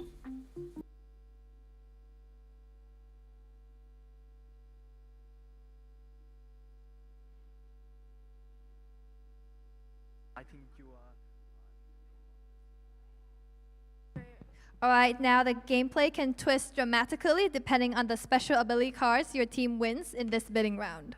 And to explain the rules and guide us through this exciting auction process, we are honored to invite our special guest, the auctioneer of this round. Please welcome Kritin Sankarpap, the auctioneer of SIMPIC 2025. Good afternoon to our judges and audience, and salamat to our delegates. My name is Kritin Sankarpap, and I am the auctioneer for this round. Let me first congratulate our 3 finalist teams once again for making it this far. My role today is to lead you through this high-stakes bidding session. What we are auctioning are 5 special ability cards, each with the potential to twist the rules of the game and transform challenges into opportunities for your team to claim victory. Before proceeding into the auction, I want to clarify on how the score mechanics work in sub-round 4. In sub-round 4, there will be 5 patient scenarios, each with 3 sub-questions. To submit the answer, the team must answer all 3 sub-questions simultaneously. The special rule for this sub-round is that each team must compete with the other teams to answer first, as the order of answering affects the amount of scores you're going to get. So as you can see on the board that we're going to show you, the person who answers first will get 5 points per question. The second team to answer will get 3 points per question, and the third team to answer will get 1 point per question. Now that everyone understands the basic rules of how score calculating works, let's dive deeper into the card mechanics. The cards that you are going to bid will either increase points for your team in the selected scenario or somehow deduct the other team's scores. You may gain points more than you should, depending on your strategy of card selection and the plays that you all make in sub-round 4. The cards, keep in mind, can be used once and will affect only the selected scenario. But the most important part is that each team can choose to use a card only before the start of the scenario. The order of auction for the cards will be randomly selected through our selected AI technology, and by that, I mean our lovely staff downstairs. Give me a wave, staff.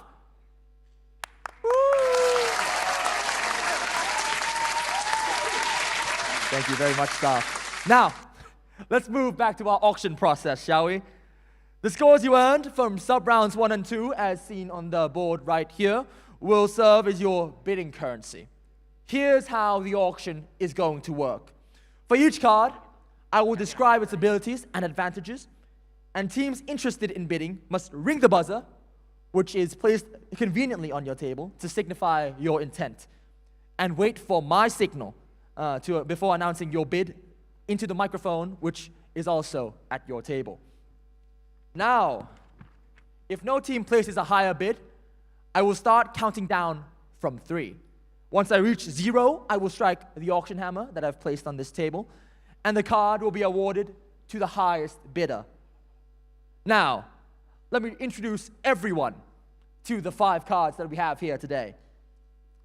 Firstly, let's start with the cards that benefit your own team, shall we? Let's start. Firstly, we have the multiplier card. This card multiplies your team's scores by 1.5 times. Keep in mind, if there's a decimal in that score, it shall be rounded up. Next, there's the value fixer card. With this card, every sub-question your team answers correctly in the patient scenario will be worth 5 points, regardless of prior attempts by the other teams. Now, let's move on to the more competitive cards, shall we?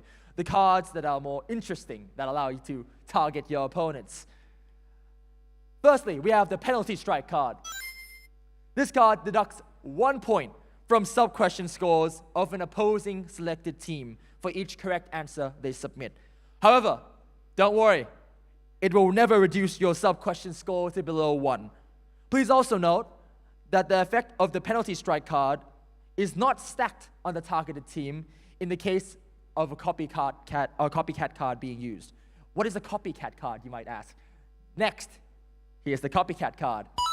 The copycat card allows your team to mimic the effect of a card used by the targeted team in the same scenario, applying it to your own team. Keep in mind, though, that this card is only usable if another team actually uses a card.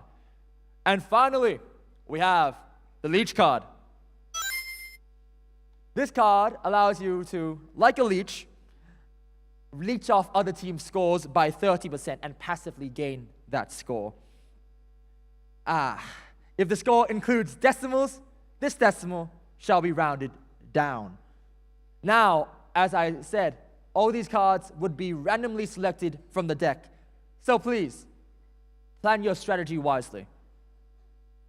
Now, sometimes using multiple cards within the same scenario might lead to an interference in effects, per se. For example, in this example, if the orange team uses the value fixer card on itself, but then the green team over here uses the penalty strike card and deducts 1 point from the correct answer, what happens then?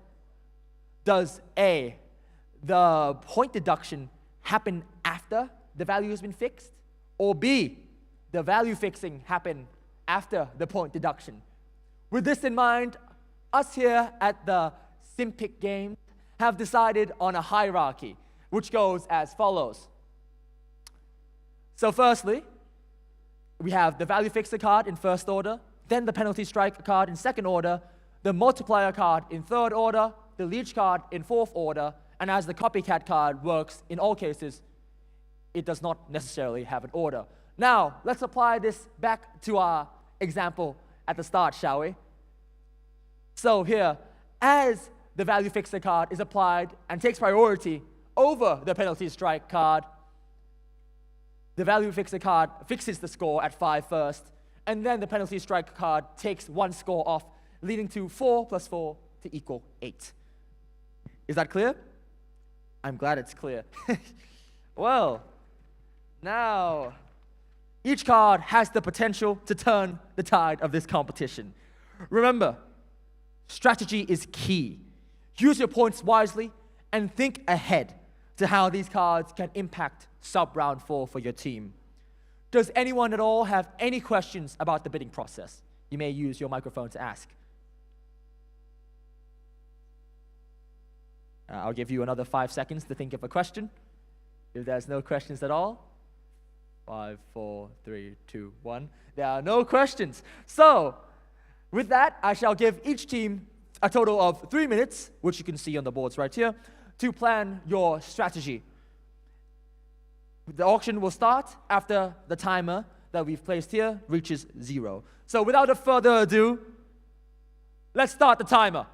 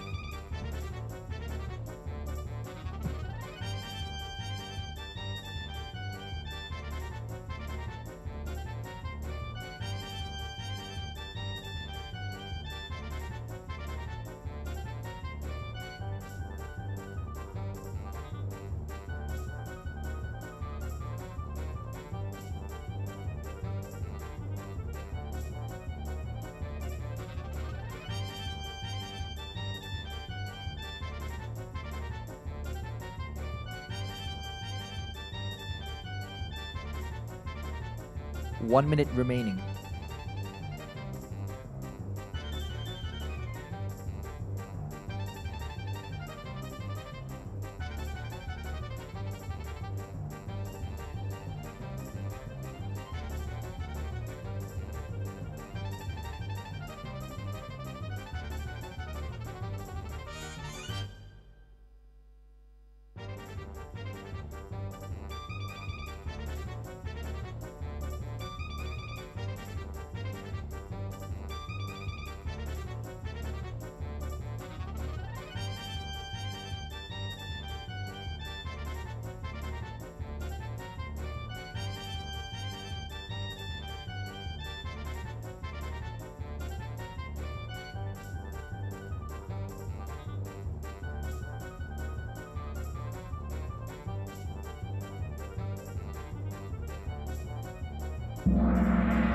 Time's up. Now, before we move on to further bidding, I see you guys really took your time to make your strategy. Let's make sure everything works properly before we start our bidding. So, if you can try pressing your buzzer at my signal, please. So, team over here, can you press your buzzer? Buzzer works, buzzer A works. Team over here, buzzer please. Works perfectly fine. Team C? Works perfectly fine. Your microphones? Check your microphones, please. Okay, yeah, Team A's microphone. Team Z. Perfect. That's magnificent. And now that the sound check is complete, let me lead you further into the bidding, shall we? So, with the bidding, I shall be telling you the card's name and then giving you the card's effect. So, without further ado, let's take a look at our AI generating system, shall we? Staff, please open up the card randomizer. Beautiful. Right. Now, without further ado, once again, let the randomizing start.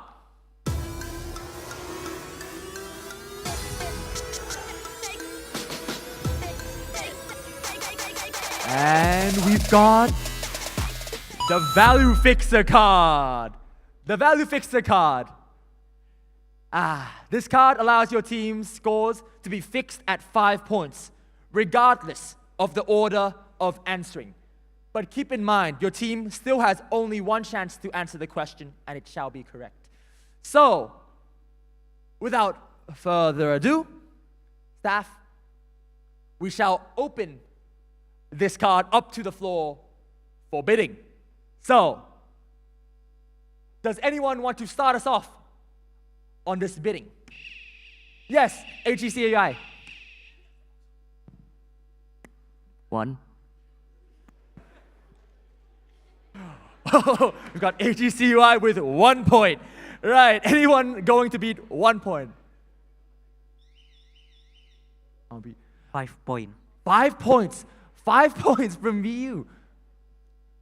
Anyone's gonna beat 5 points? Is anyone gonna beat 5 points? You and ARR. You have to go for something here. 5 points going once. Don't make it stop at 5 points. Are you gonna go? Yes. AGCUI. 12. 12 points from AGCUI. Yes, 12 points. Is anyone gonna beat 12 points? BU02, you fought so far. 12 points. Are you gonna go over 12 points? Yes. 13 point. 13 points from BU02. Oh, 13 points. We're going really high here.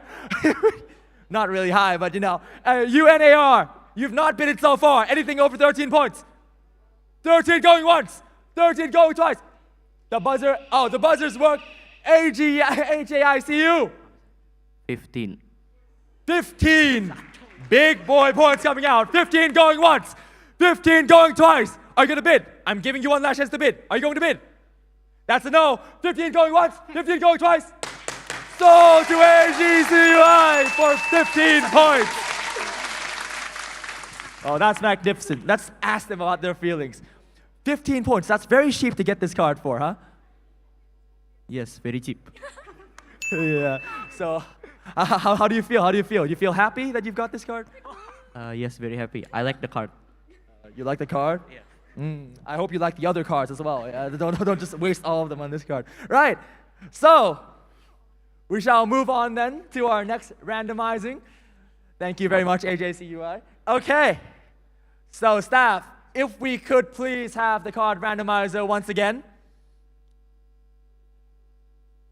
Beautiful. Once again, this artwork. I love this artwork. Anyways, if we could start our card randomizing system. Please, start the randomizer.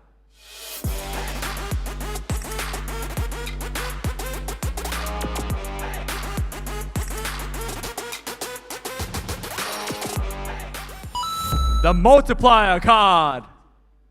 The multiplier card. This card multiplies your team's score in the selected scenario by 1.5 times. Keep in mind that if the score turns out to be a decimal, it shall be rounded up. So, without further ado, I shall open the multiplier card up to the floor for bidding. Anyone want to start us off at all? Yes, BU02. 2 point. 2 points. Wow. That's a little too much, no? 2 points. Anyone's going to beat 2 points. Yes, UNAR. 3 point. Huh? 3 points. 3. Very big numbers come out so far. 3 points from UNAIR. Right. Anyone's going to beat 3 points? BU. 5 points. I was surprised they did not go for 4. Okay, 5 points. 5 points from BU02. Anyone going to go higher than 5 points? Please, someone go higher than 5 points. Yes, AJCUI. 6. 6 points from AJCUI. My job's very fun. All right, 6 points from AJCUI. Anyone going over 6 points? BU, 7? 10 point. 9 points? 10. 10 points from BU02. Anyone going over 10 points? You cannot use this score in other rounds, by the way. This is only for bidding. 10 points from BU02. Anyone going over 10? 10 going once? 10 going twice? Sold to BU02 for 10 points. Once again, a very, very cheap card, don't you think so? This card, is it special to your strategy? Yes, because we want to play aggressive. Ooh. Yeah, okay. Any teams you're targeting so far? No. Okay. Bro, no teams he's targeting. You know there's someone in their mind. All right, so we shall move on to the next card. So please, staff, open the card randomizer once again. 3 cards left on the board. Staff, please, start the randomizing.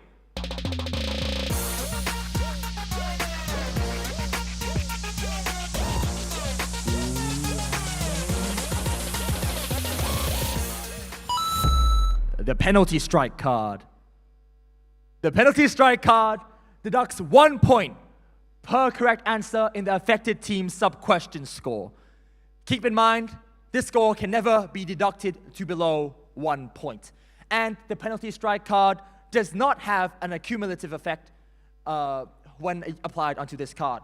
So, without further ado, I shall open the penalty strike card up to the floor for bidding. Please higher than 10 this time. Anyone want to start us off? BU02. 5 points.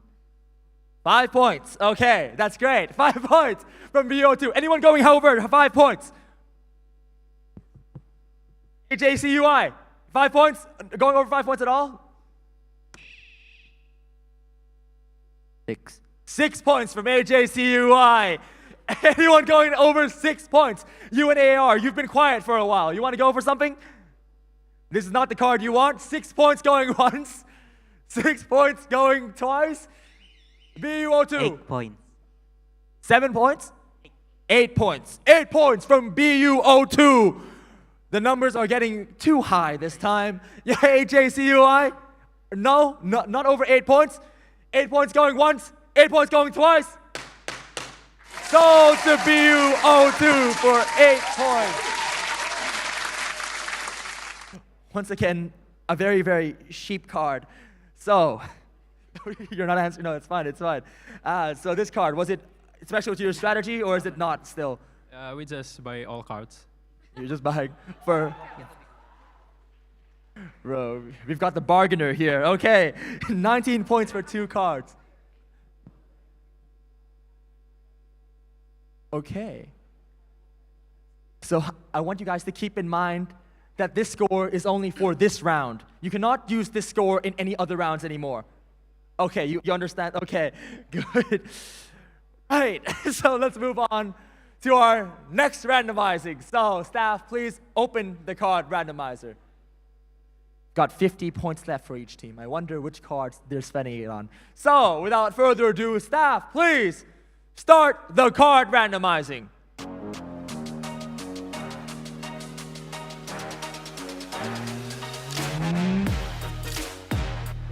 What do we have here? The copycat card. This card mimics the effect of a card used by another team and places that effect on your own team. Please keep in mind that this card cannot be used when the other team does not use a card. So, without further ado, not yet, calm down, bro, calm down. I'll give you a signal, I shall open the card up to the floor for bidding. I've opened the card up to the floor for bidding, so you can press, yes, AJCUI. 1. Once again, very high numbers coming out here. 1 point from AJCUI. Anyone going over 1 point? Yes, BU02. 5 points. 5 points. Big jump. Anyone going 20 perhaps this time?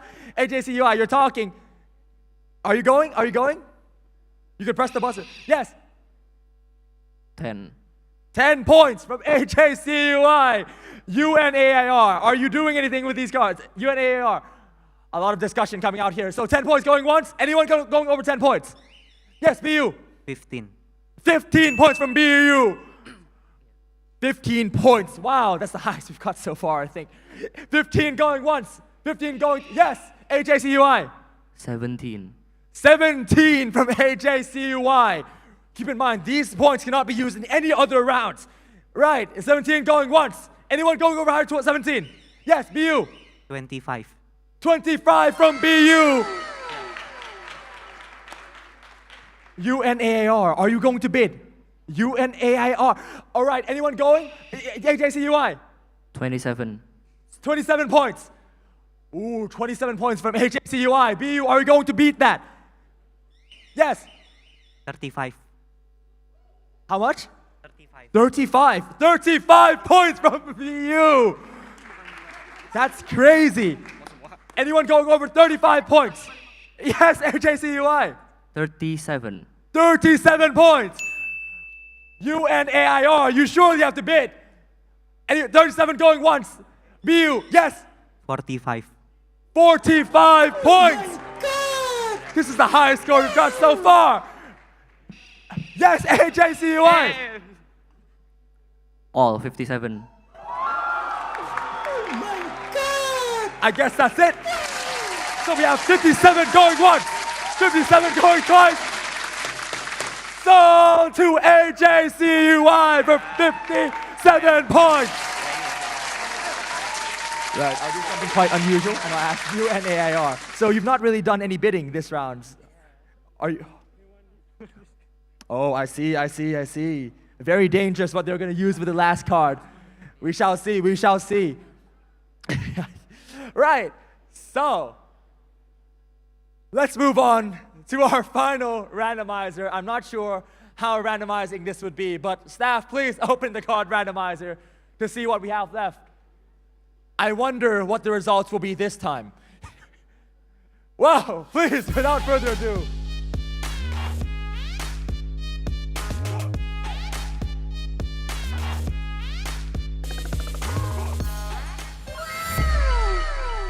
No way, guys. I think it might be the leech card.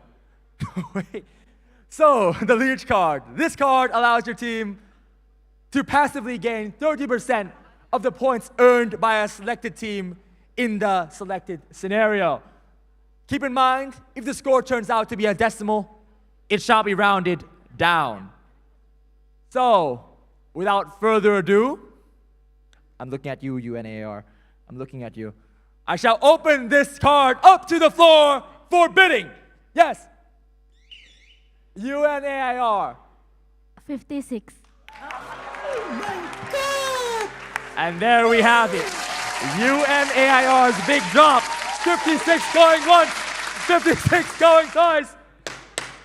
So to UNAIR for 56 points. Magnificent. So, I imagine this must be very important for UNAIR. Anyway, let me recap. So, HACUI with two cards, the value fixer card and the copycat card. BU, O2 with the multiplier card and the penalty strike card. And finally, UNAIR with an expensive 52-point leech card. So, now this concludes the auctioning section of this SIMPIC 2035. I thank you all very much for being such great audiences and such great delegates. And I hope fate brings us back together at another selected time. But for now, I'm Christian Chandrapal, and I thank you very much.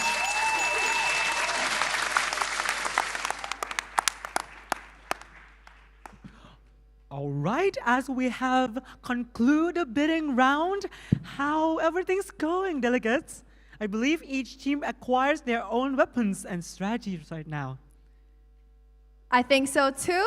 The next round is going to be fun. If everyone is ready, I think we can move on to the last sub-round of the competition, the grand finale.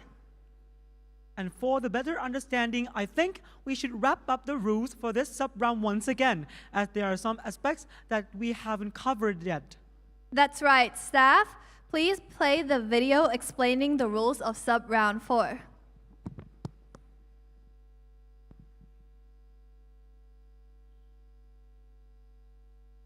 Sub-round 4, grand finale.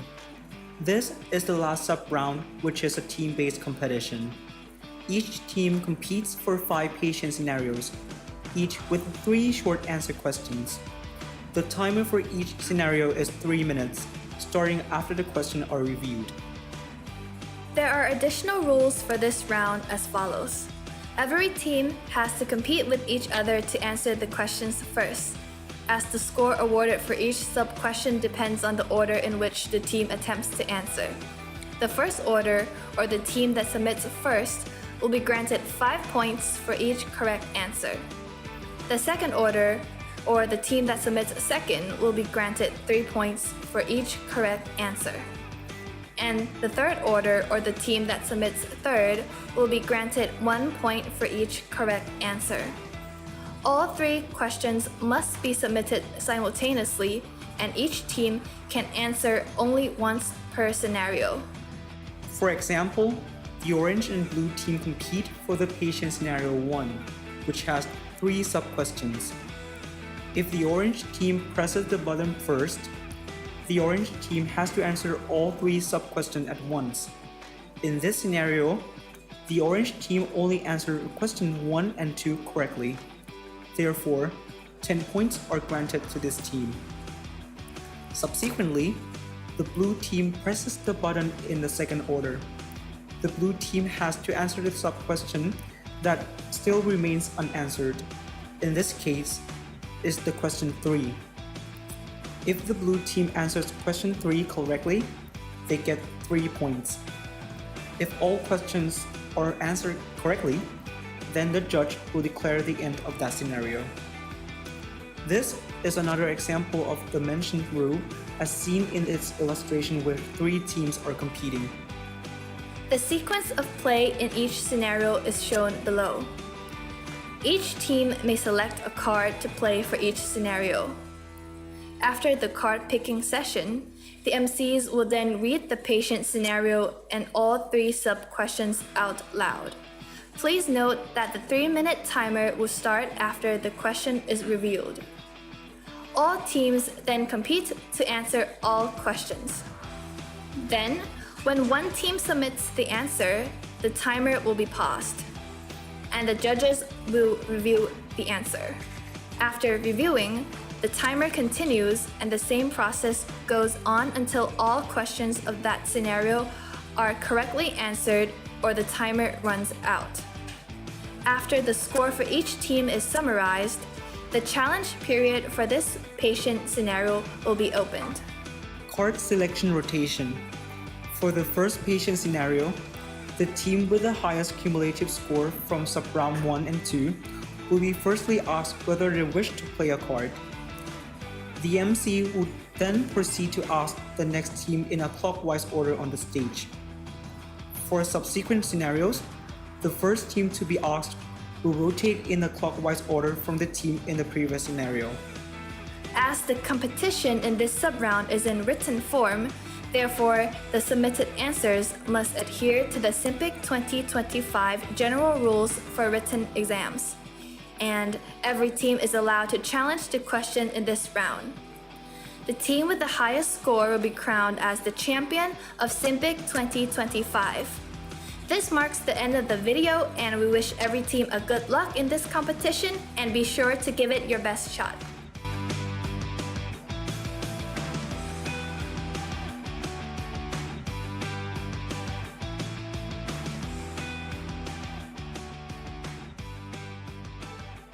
All right, I think everyone has a better understanding of this round already, and has you already had the chance to practice with sub-round 2.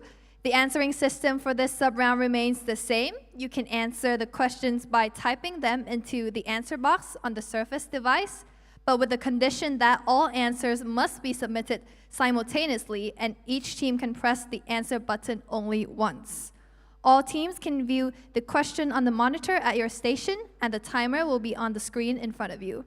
Let me note that if the question is already answered by the prior team, you then blank out the space for that question and type the answer for the remaining questions and press submit. The rest will be the same as sub-round 2. Submitted answer after the timer runs out will be counted as a foul, and if the answer is submitted, it cannot be changed. And once the team presses the button, the other team must stop typing and put the stationery down. At this point, does anybody have a question regarding the rule of this round?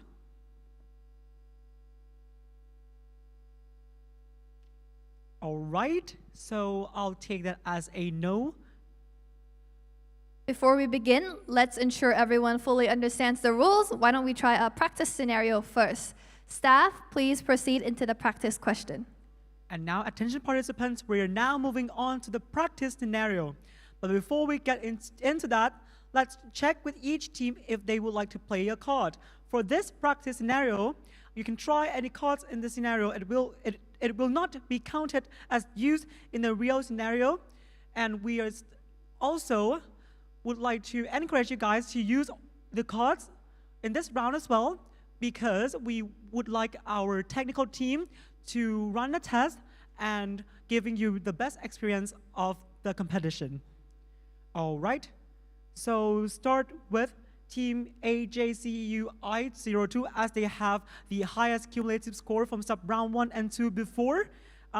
AJCUI02, would you like to use any cards? You can now answer on the microphone. Yes, we would like to use value fixer. All right, AJCUI02 will use a value fixer. Next, we will move clockwise on to BU02. In this practice question, would you like to use any cards? We will use penalty strike. All right, you will use penalty strike on which team? Unair. All right, you will use the penalty strike on UNAR01. All right, and the last team will be UNAR01. Would you like to use a card in this round? You can now answer on the microphone. We would like to use our card as well. Yep, you will use the leech card on which team? On BU02. All right, of course, on BU02. As all the teams have made their decision, we are now ready to start the practice scenario. And I would like to inform you guys, if you don't know the answer, just type anything you want, because we would like the technical team to run the test from the back end to enhance your experience of the competition. All right, and if everyone is ready, we will reveal the practice scenario now. A 20-year-old man went to a party at the bar with his friends after he finished the final exam. 2 to 3 days later, he has had a cough, sore throat, and low-grade fever. He suspected that he might got COVID-19, so he used the ATK for COVID-19 to confirm his assumption. The result from the ATK is positive. And remember, the timer will start after the sub-questions are revealed. And the question for this scenario will be shown, and the timer for this question will start now. Question 1, what is the name of the causative agents of this disease? Question 2, which receptor is the target of this causative agent to initiate infection? And question 3, which structure of this causative agent is detected by the ATK?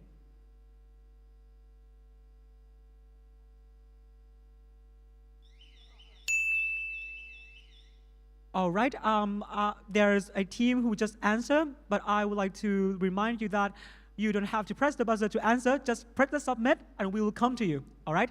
So it seems like BU02 is the one who answered. The technical team, please switch back to what they have answered. All right, let's hear from the judges if these answers are correct.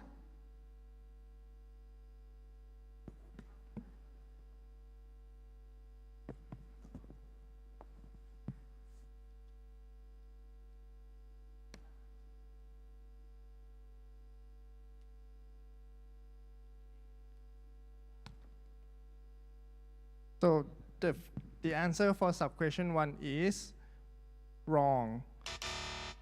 The answer for sub-question 2 is correct. The answer for sub-question 3 is wrong. All right, at this point, Team BU02 will gain 5 points for this scenario and cannot submit their answer after this. And next, as we still have 2 sub-questions left, the scenario shall continue and the timer will start now.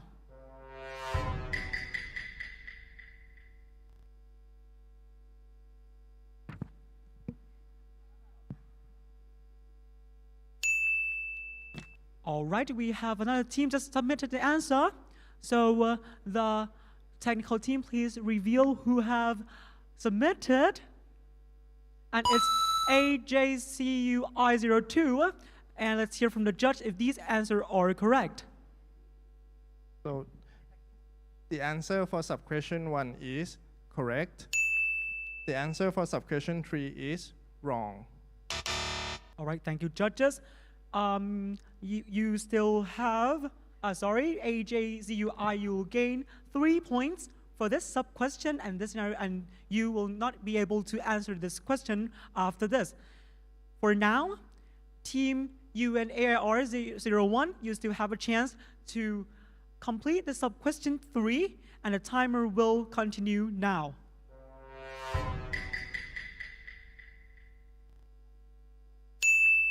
All right, UNAIR just submit their answer. Can we see what they have answered to us? All right, the judges please review their answer. The answer for sub-question 3 is wrong. All right, I'm sorry, UNAIR, you got 0 points for the practice question. And as all team has answered to the all question in the scenario, I must announce the end of the scenario.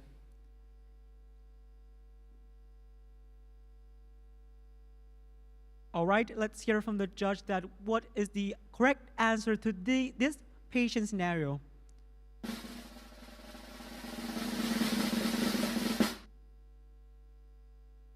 All right, here are the correct answers. Thank you, the judges. For this practice question, we might not let you guys appeal to the answer key for the sake of simplicity once again, but after the real scenario ends, everyone is allowed to challenge the judge's answer right after when the answers are revealed. And now as the scenario is end, we can move on and see how the cards that you have used in this practice scenario will affect your score. All right, as you can see, AJCUI02 will use a value fixer for themselves, and BU02 just use a penalty strike on UNAIR01, and vice versa, UNAIR01 just use a leech card on BU02. And I have heard that the scoreboard is now ready, so we'll now switch to the scoreboard.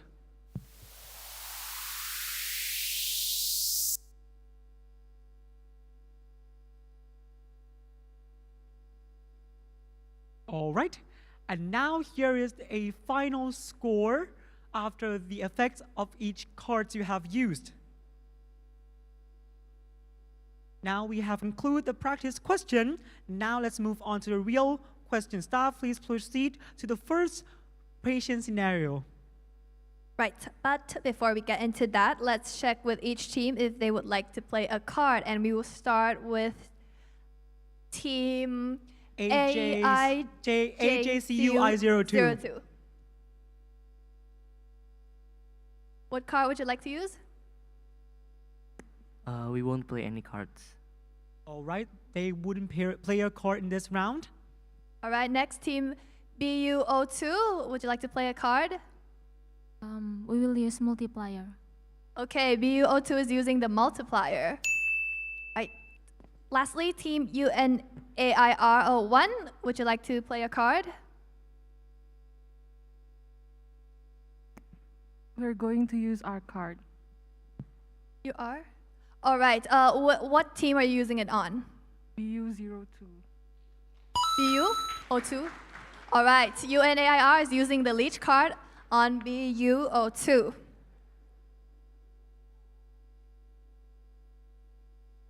Right, once all teams have made their decision, we are now ready to start the scenario. But be reminded that the timer will only start when the questions appear. Right, let's see the scenario.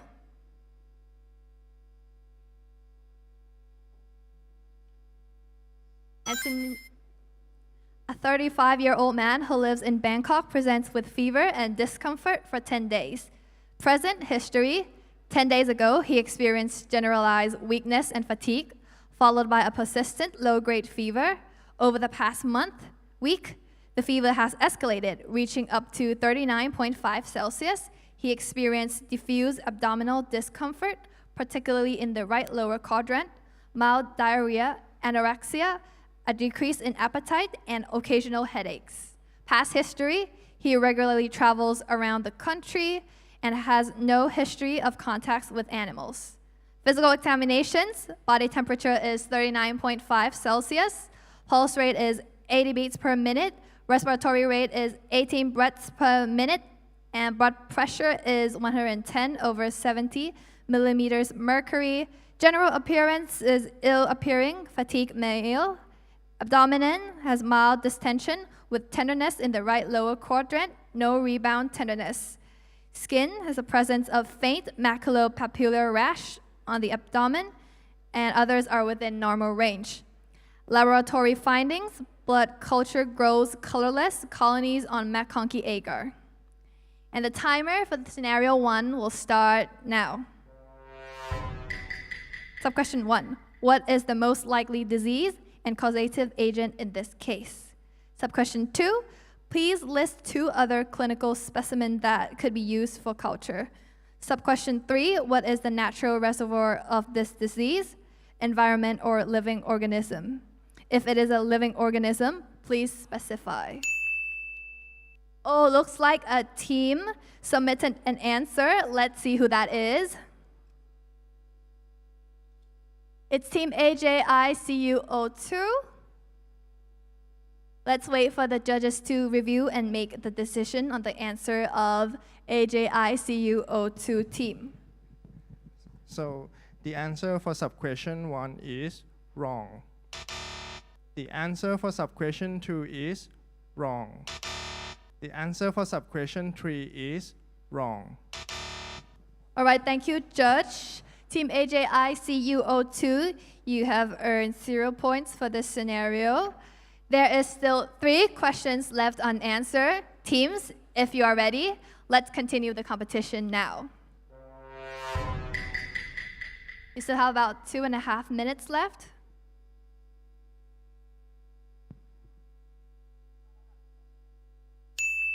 Oh, another team submitted an answer. Let's see who that is. It's team UNAIRO1. Let's wait for the judges to make the decision on the answer of this team. The answer for sub-question 1 is correct. The answer for sub-question 2 is wrong.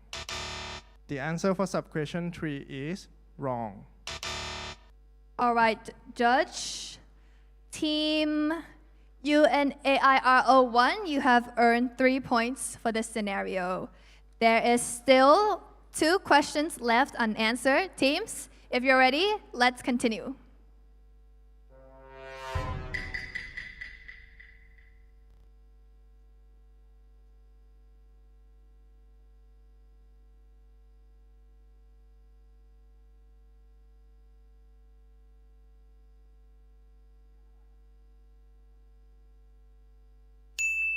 All right, the last team answered. Let's see what they answered. All right, Judge. The answer for sub-question 2 is correct. The answer for sub-question 3 is correct.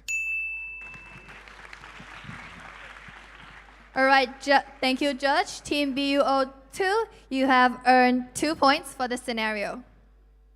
As all questions for this scenario have now been correctly answered, therefore I must announce the end of this scenario. Now for this session, let's see the correct answer. And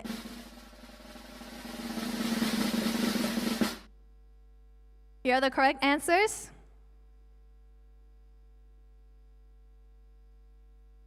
All right, before we see the scoreboard, does any team wants to appeal to the judges?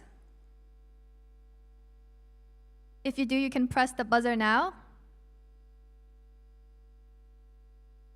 right? If not, before we see the score, let's see the effect of cards used in this round. All right, team BU02 is using the multiplier card, and team UNAIR01 is using the leech card on BU02. All right, let's see what the scoreboard looks like.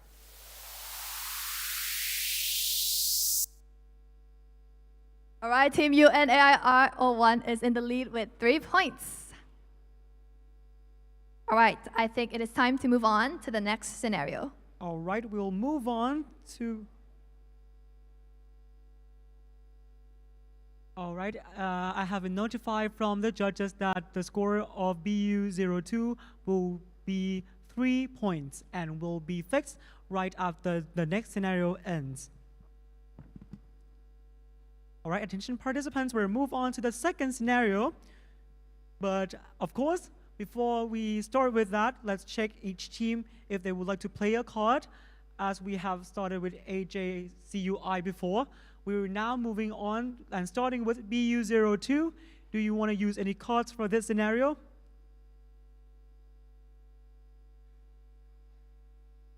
No. All right, they won't use a card. And the next team will be UNAIR01. Would you like to use a card? There's no cards left for UNAIR, I'm sorry.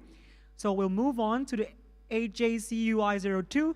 Would you like to use a card on this scenario?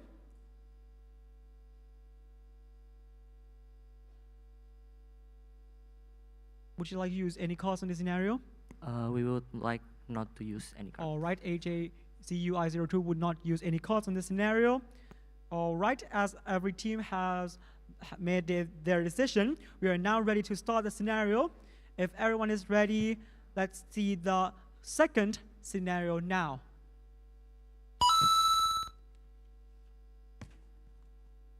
A 34-year-old man employed as a flight attendant presents with a 1 centimeter granuloma-like ulcerated yellow-gray nodule with a black central dot located in the subungual region on his left fifth toe.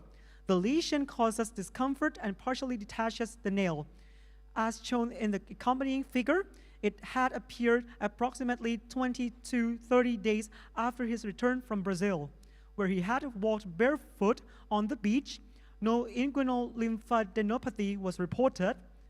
And once I've finished the scenario, the question for the scenario will be shown and a timer will start now. The questions are, what is the most likely diagnosis? Which state of organism is the cause of infestation? And what is the most appropriate treatment?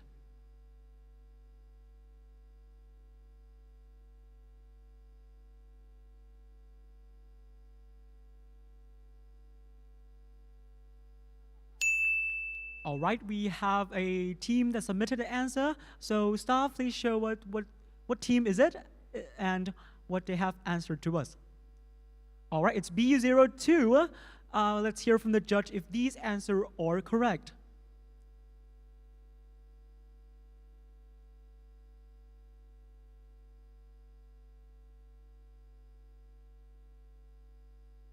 The answer for sub-question 1 is correct.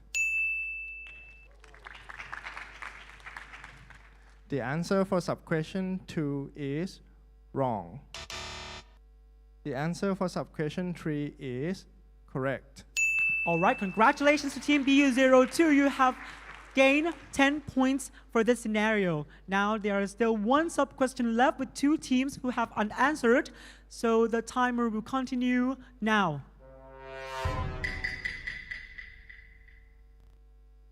All right, we have another submission. Let's see which team just submitted, and it's UNAR01 answering the sub-question 2. So the judge, if this answer is correct. The answer for sub-question 2 is wrong. All right, unfortunately, it is wrong. So we'll still have 1 sub-question left with 2 minutes and 30 seconds for AJCUI02 to answer. All right, if you're ready, the timer shall continue now.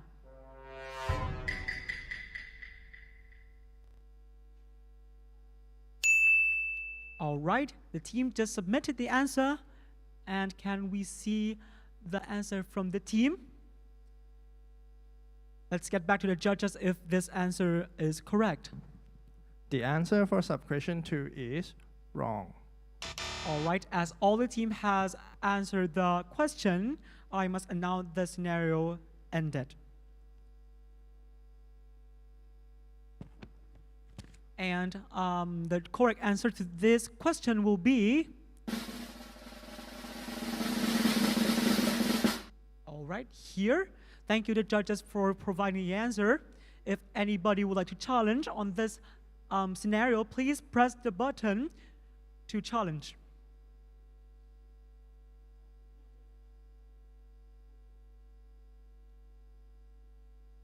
All right, it seems like nobody would like to challenge on this question. So maybe we might want to have a look what they have picked to use, the cards to use on this round, and will it affect their score? So no one, of course, didn't use their cards, and we shall move on and reveal the updated scoreboard. All right, we have BU02 on the lead with 13 points. Congratulations. Following by UNAIR with 3 points and AJCUI with 0 points. You still have a chance to catching up with each other. All right, I think it is time to move on to scenario 3. And scenario 3 will start now. Oh, yeah, but before that, let's see if any of the teams want to use a card. Right, team UNAIRO1, would you like, oh, you don't have any cards left. Oh, that's sad, okay. Never mind. Team, okay, we're going in clockwise. Team AJCUI02, would you like to use a card? No card. The what? No. No, okay. Right, next, team BU02, would you like to use a card? No. No? Okay, right. So I think we're all set. So let's proceed to scenario 3.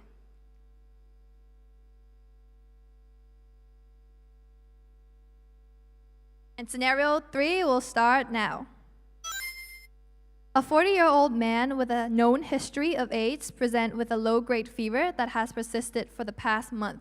He reports significant fatigue, unintentional weight loss, and occasional night sweats. Physical examination reveals pallor and mild hepatosplenomegaly. Laboratory investigations are notable for anemia and elevated liver enzymes. A bone marrow biopsy shows intracellular budding yeast. And the timer for the scenario starts now. Sub-question 1. What is the most likely causative agent? Sub-question 2. What is the name of the crude mycelial broth culture filtrate antigen? Sub-question 3. What is the teleomorphic name?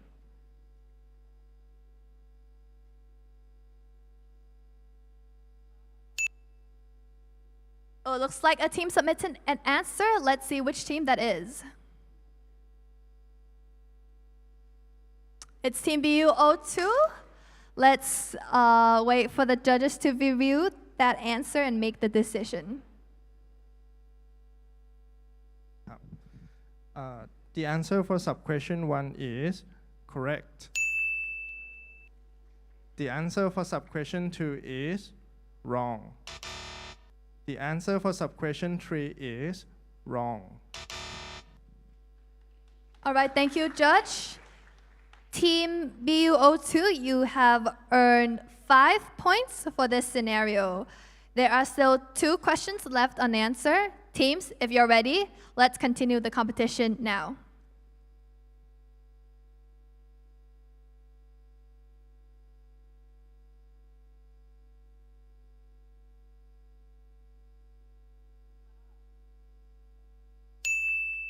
All right, another team submitted an answer. Let's see who that is.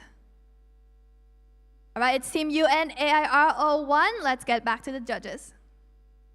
The answer for sub-question 2 is correct.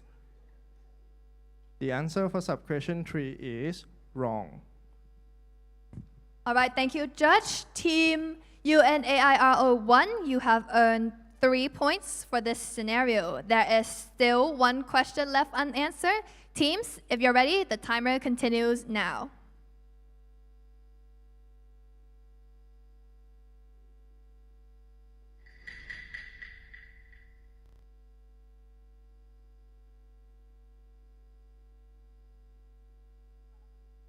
All right, the last team answered. Let's see which team that is. All right, it's team AJICU02. Right, let's hear from the judges. The answer for sub-question 3 is correct.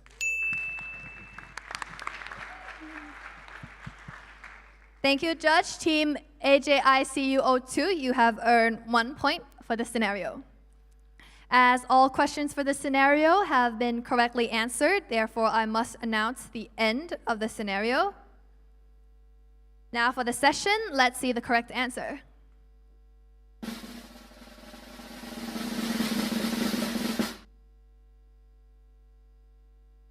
All right, thank you, judges, for providing the answer keys. Do all team agrees with the judge's decision, or does any team want to appeal the judge's decision? I'm guessing no. All right, then, before we see the scoreboard, let's see the card effects used in this scenario. As no team has played a card, there is no card effects here. Right. Staff, please show the scoreboard now.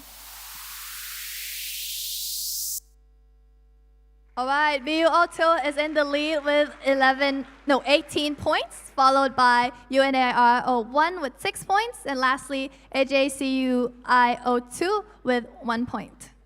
All right, as we have concluded the third scenario, we will now move on to the fourth one, which is the second to the last. So if your team haven't used any cards yet, please do so, because you will just buy a card for nothing, all right? So we'll start with asking if the AJCUI02 would like to use any cards in this round. Oh, sorry, BU02 will use any cards in this round? No. All right, no from BU02. And as UNAR doesn't have any cards, we'll get back to AJCUI02. Would you like to use any cards in this round? We would like to use value fixer. All right, AJCUI02 will use a value fixer on this fourth scenario. And at this point, we shall reveal the fourth scenario now. A 35-year-old HIV positive man with a CD4 count of 40 cells per microliter presents with progressive vision loss in his right eye over 2 weeks. He reports floaters and blurred vision, but denies eye pain or discharge. On examination, the patient has reduced visual acuity in the right eye. Fundoscopy reveals areas of retinal whitening with hemorrhages described as a pizza pie appearance. There are no signs of keratitis or anterior uveitis. Sorry. All right. When the question is revealed, the timer will start, and we will proceed now. All right. The first question is, what is the most likely causative agent of his symptoms? Question 2 is, in which type of cells do the causative pathogens establish latency? And all right, we have a submission from one team. Let's see who that is.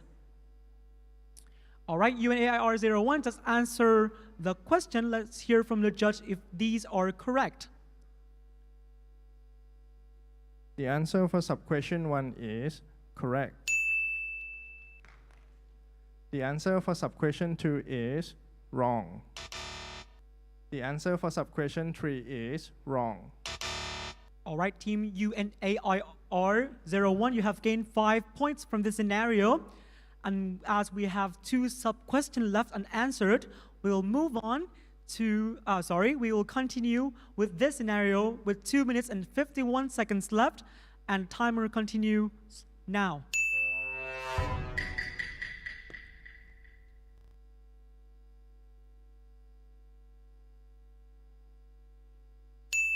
All right, another team just submitted, and we'll see who just answer to this question? All right, it's BU02. Let's hear from the judge if these are correct.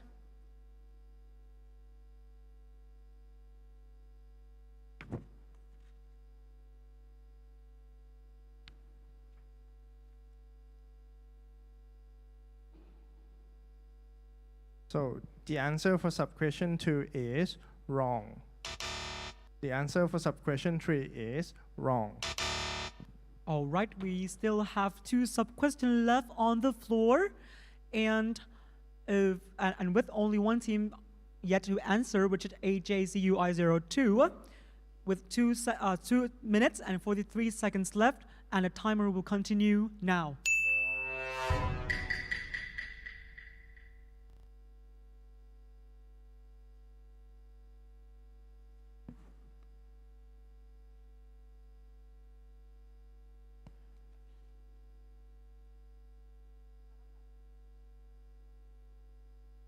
All right, the team does answer to the question, and let's reveal what they have submitted.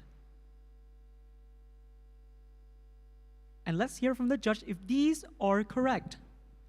The answer for sub-question 2 is correct. The answer for sub-question 3 is wrong.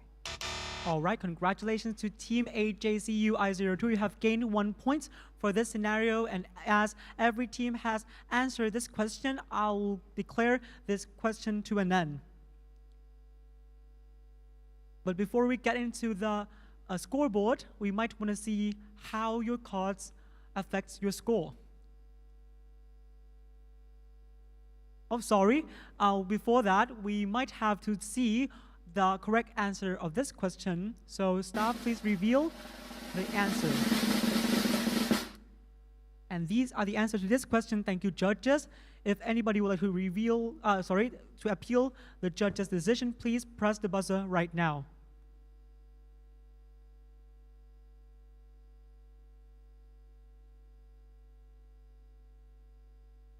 All right, I don't think anybody would like to challenge. So let's proceed to see how everybody's cards affect their score.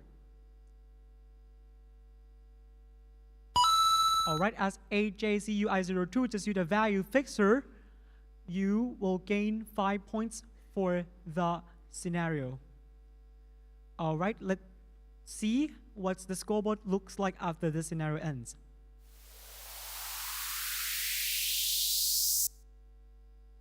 And now we still have BU02 on the lead with 18 points, following by UNAIR01 with 11 points, and not so far behind AJCUI02 with 6 points with 1 scenario left. All right, I think it is time to move on to our last scenario. Okay, but before that, let's check with each team if they would like to play a card. We're actually going to start with Team UNAIR01, but you don't have any cards left, so we're going to move on to AJCUI02, but you can't use your cards yet because you only have the copycat card left. So Team BU02, would you like to play the card? We will use penalty strike. On which team? On UNAIR 1. UNAIR 1. All right, Team BU02 is using the penalty strike on Team UNAIR01. All right, okay. So back to Team AJCUI02. Would you like to use your copycat card? Yes, we would like to use copycat. On which team? On which card of the team? On UNAIR. All right, you're using the copycat card on BU02, right? Yes, on penalty strike. All right, okay. Team AJCUI02 is using the copycat card on the penalty strike card of Team BU02. All right, I think everyone's all set now, so let's go into scenario 5. And scenario 5 will start now. A 10-year-old boy presents with recurrent non-tuberculous mycobacterial infections. Complete blood count shows a normal white blood count with no lymphopenia and no neutropenia. Lymphocyte subpopulations are within normal range, anti-HIV is negative. Mendelian susceptibility to microbacterial disease is suspected. Sub-question 1. Defect in which cytokine receptor is the most common cause of this immunodeficiency disease? All right, the timer is going to start now. Sub-question 1. Defect in which cytokine receptor is the most common cause of this immunodeficiency disease? Oh, a team submitted an answer that was really fast. All right, let's see which team that was. It's team BU02. All right. Let's wait for the judges to review the answer. All right, if judges, you're ready. The answer for sub-question 1 is correct.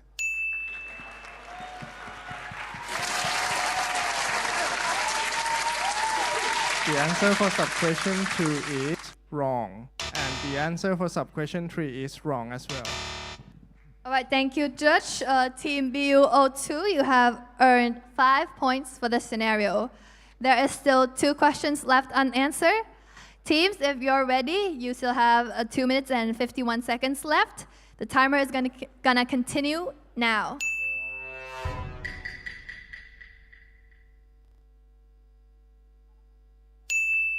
All right, another team submitted answer. Let's see who that is. It's team UNAIRO1. Let's hear from the judges. The answer for sub-question 2 is correct. The answer for sub-question 3 is wrong. All right, thank you, Judge. Team UNAIRO1, you have earned 3 points for this scenario. There is still 1 question left unanswered. The remaining teams, if you are ready, the timer is going to continue now.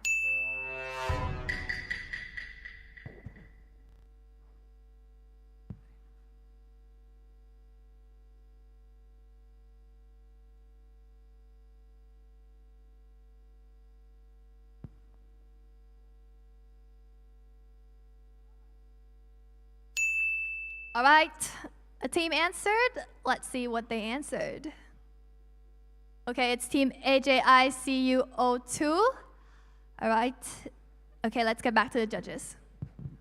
The answer for sub-question 3 is wrong. All right, thank you, Judge. Team AJICU02, you have earned 0 points for this scenario. As all questions for this scenario have been answered, therefore I must announce the end of the scenario. All right, but before we see the card's effect, let's see the correct answer.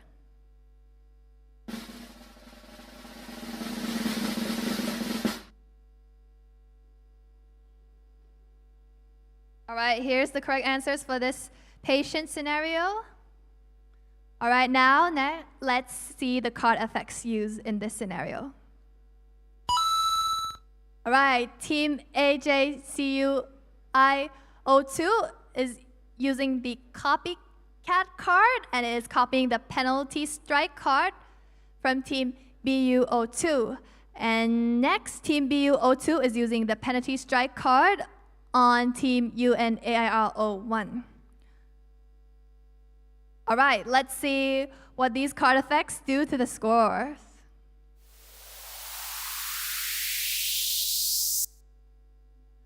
All right, here's the results. All right, as this is the final scenario of this 4th round grand finale, we have Atmajaya Catholic University of Indonesia from AJCUI02 with 6 points at the second runner-up of SIMPIC 2025.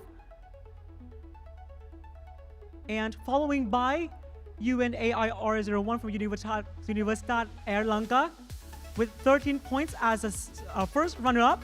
And the champion of SIMPIC 2025 will be BU02 from Brawijaya University from Indonesia. Congratulations.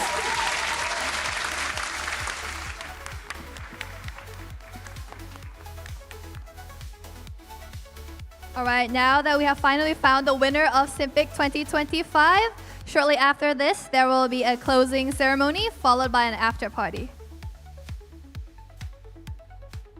Thank you, everyone, including the delegates and audience and the judges for attending this final round of competition. And see you next time if you have a chance. So we will bid a farewell and สวัสดีค่ะ สวัสดีค่ะ